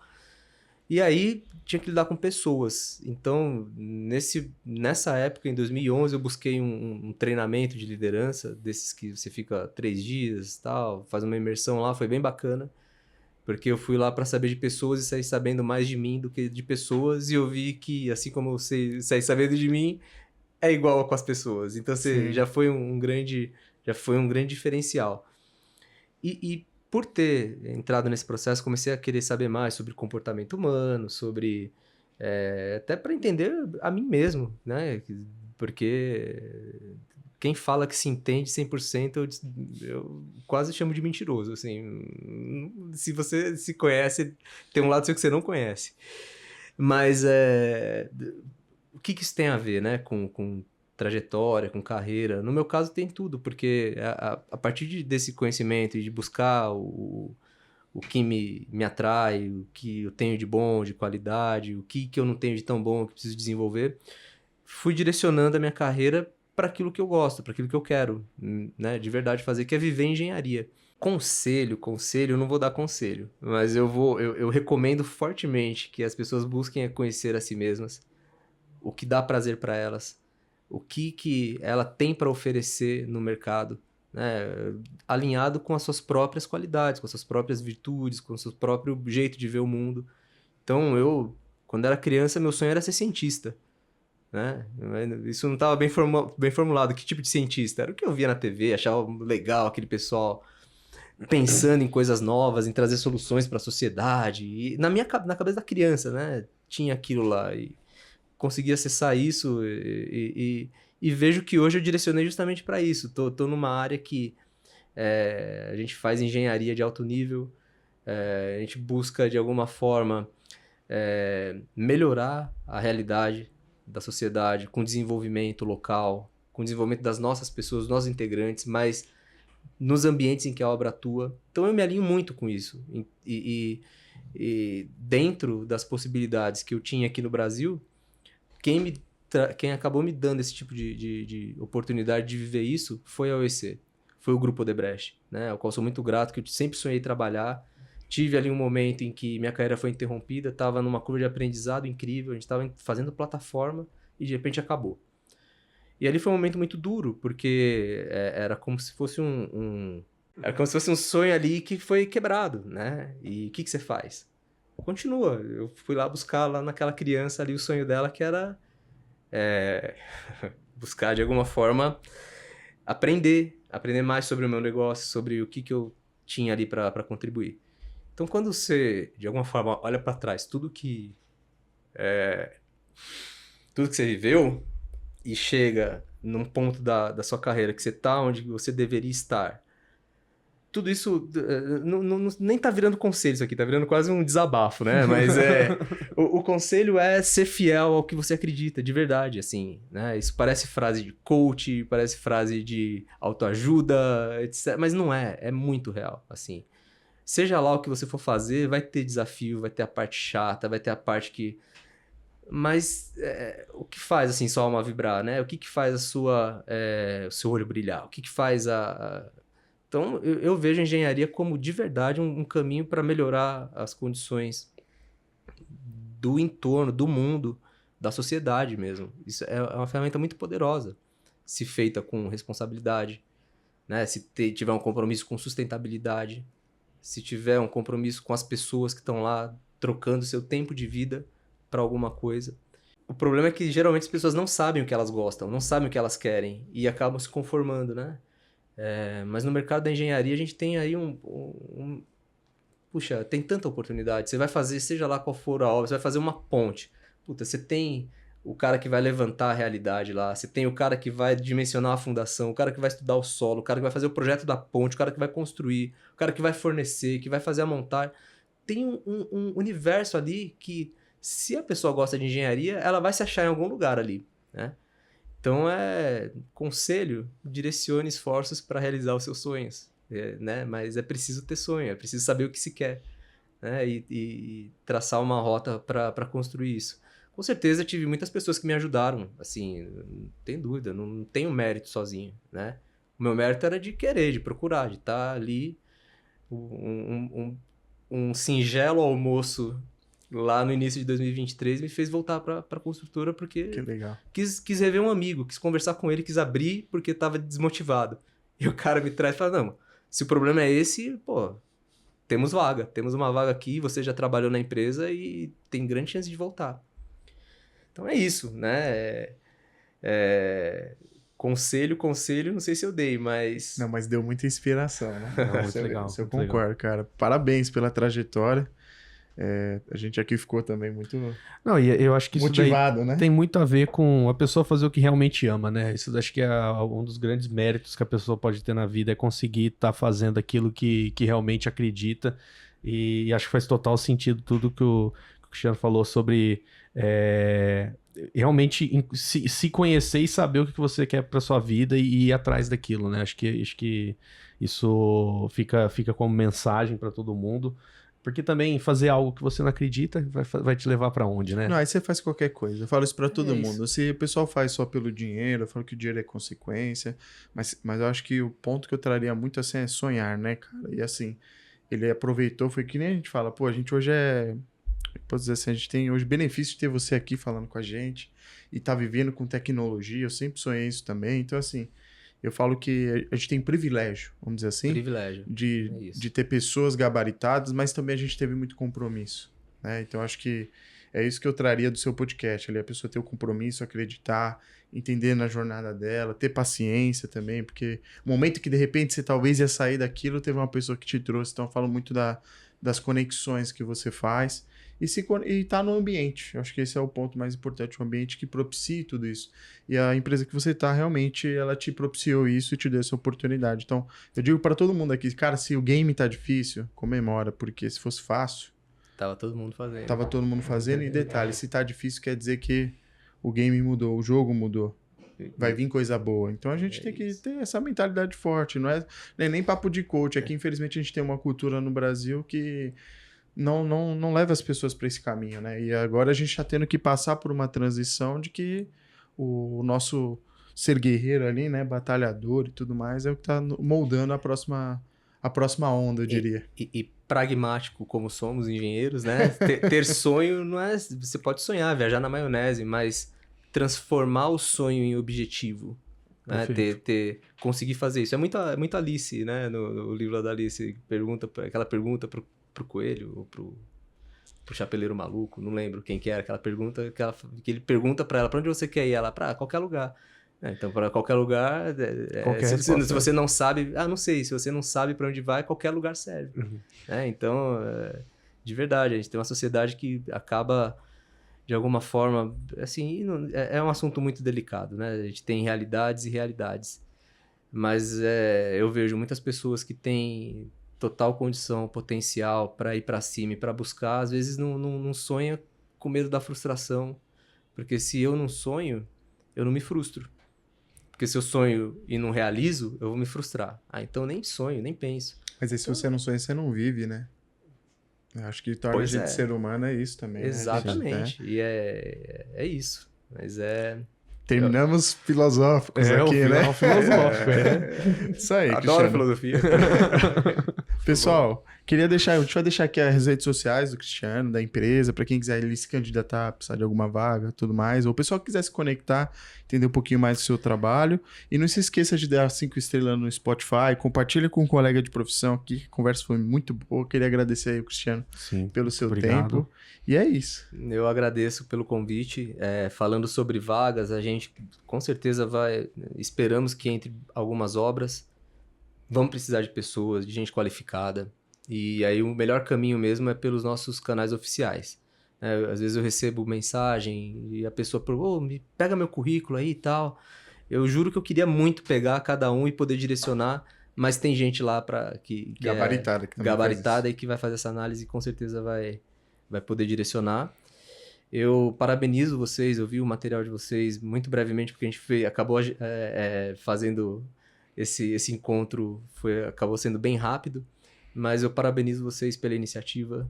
É fundamental que quanto mais pessoas e mais engenheiros tiverem acesso a esses atalhos, porque o que a gente conversou aqui foi muito da vivência de quem está nesse jogo de implantação, de digitalização. Então, de verdade, eu muito... Assim, me sinto muito honrado, privilegiado de estar aqui e parabenizo vocês por esse trabalho e que tenha vida longa e que vocês possam ajudar aí a desenvolver a sociedade através do conhecimento e através do empenho de vocês aí. Muito obrigado. Obrigado, pessoal. Até a próxima. Valeu. Até mais. Tchau, tchau.